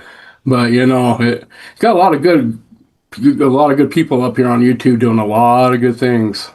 And that's the one thing that I have found. Jay Leno, I think it was, who said that you should always have 2 gigs. You have one gig that pays your bills, and the other one that is your investment, money source and so on. Yep. And that's kind of how we were actually fortunate, because Tracy was the steady. with her job from United Way, and I was a general contractor. And sometimes as a general contractor, you can make a whole bunch of money because we were building Bassett furniture stores. Other times, you're just moving money around and stuff. And so that was good for us to be able to have those two things that I knew I had health care and things. And sometimes I could make really good money and we could invest that into, fixing up houses and things like that. So, that's kind of lost because everybody's looking for the get rich quick, the Ozempic, shot. I don't want to actually work out. Let me take a shot so I can lose weight. And I still believe that hard work pays off. You only get out of something what you put in it. I believe that 100%. I never thought I'd get a world record. Well, number 9 is pretty good in a particular game, but I never thought I'd even do that on my 5th try. And the fact that I get to play these games and put them up and actually get to play them and see them for the first time, some of them it's like, wow. Live your dream, Chris. You got to live your dream. Like what I'm going to do. I got divorced, and I had to. I said, my wife's ex-wife said, "Well, you can continue the business. Give me half." I said, "I'll give you half here." Bam, sold the business. Here's your half. Here's my half. Leave me alone. Wow. You can't take for me, away it's just being me. Do what I love. It's like you can't take away what's in his brain. So when I retire, I'm opening up a hot dog stand right exactly where I'm going to put it, right next to the beach. So I can be a dirty old man, sell hot dogs, and watch the bikinis. Okay, so I'll be next to you with pizza. Puerto Rico? Dirty old man selling glizzes. Is that going to be in Puerto Rico? Hey, you want to see my hot dog? You want the pizzeria? Yeah, take it like Kung Lao. Yeah, of course my wife is so John Weatherly says the offer is back on the table for me to join the Eagles Nation. Oh shit! Oh shit! Okay. Lisa, how are you doing tonight? I get why he would say that because there is nothing sadder than seeing misplaced loyalty, but it's just not gonna I don't think it could ever happen. We are the authors of too many bad times. But it might be short lived because you never know how long things last. 75, been since 75. Leo can't do it. Yeah. I get it, but I wouldn't take them anyway. I wouldn't want them. You wouldn't get it anyway. What's that song, Mark? You're never gonna get it. Never gonna get it. Never gonna get it. I wouldn't take you. I wouldn't want you to be. I couldn't handle you being a fan of the Philadelphia Eagles. Like, nah, I'm good. You think I trash that? I don't think I can do it because I'm not a big enough asshole. I just wouldn't want. It's just however you need to. However you would rationalize it. I would never be accepted by Eagles fans. What's wrong with this guy? He's too soft, man. I wouldn't want more people out. We're all throwing batteries, and you just sitting there. It's crazy. I think you know what it is. I'm gonna tell you what it is. It's too much bitch assness. That's what we would say. No, too much bitch assness. I'm sorry, I can't deal with it. You know what I'm saying? So what is Destiny's Child? We're booing. This whole lot right here, this entire lot. I would never want y'all to be Eagles fans. I would never try to convert y'all. We're happy that's the case because too much bitch assness. None of us want to be there. I can't handle it. I wouldn't want that. I'd be leaving green shirts on the shelf. I'd be like, wait a minute. I'd be wiping my ass with the game is over. I like it, but y'all got this in blue. Y'all be terrible Eagles fans. Derek would ask that question too, just like that. It's a nice design. I like it. Hey, can you put another 56 on this with Taylor? You guys have helped us get through 2 bad games, so I appreciate that. And before we get out here, let's do this one real quick. Sleeper is the #1 fantasy sports app. It pays to know sports. Pick more or less on top players. Your first pick is on us, so start winning now. Play in Texas, Georgia, Minnesota, and 27 more states. Pick anytime across all sports, pregame or live. Over 10 million players are already on Sleeper. Make your picks count. Score up to 1,000 times your cash. Join today. Get up to $100 credit using code JOBRO. Whoa. Call your shot on Sleeper. Download now.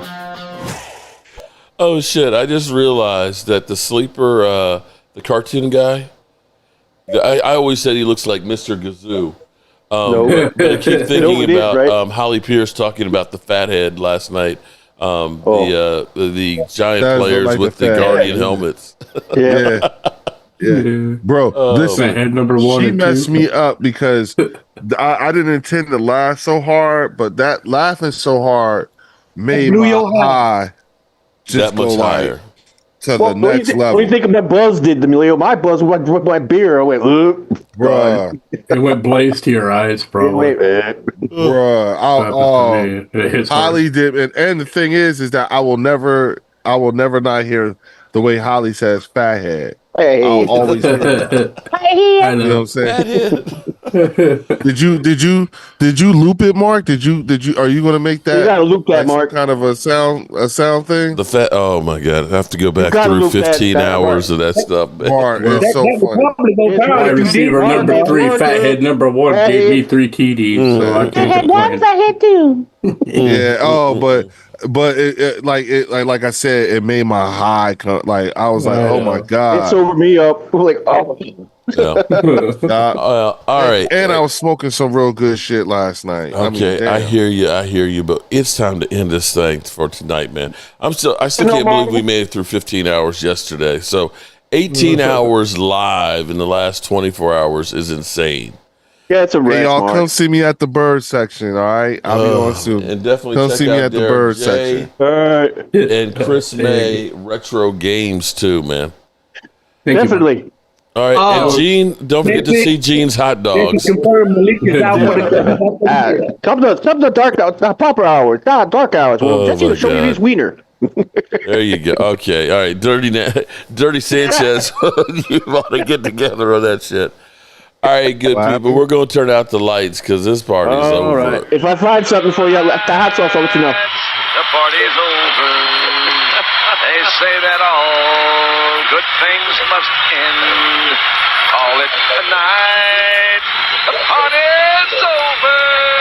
And tomorrow and next year starts the same old.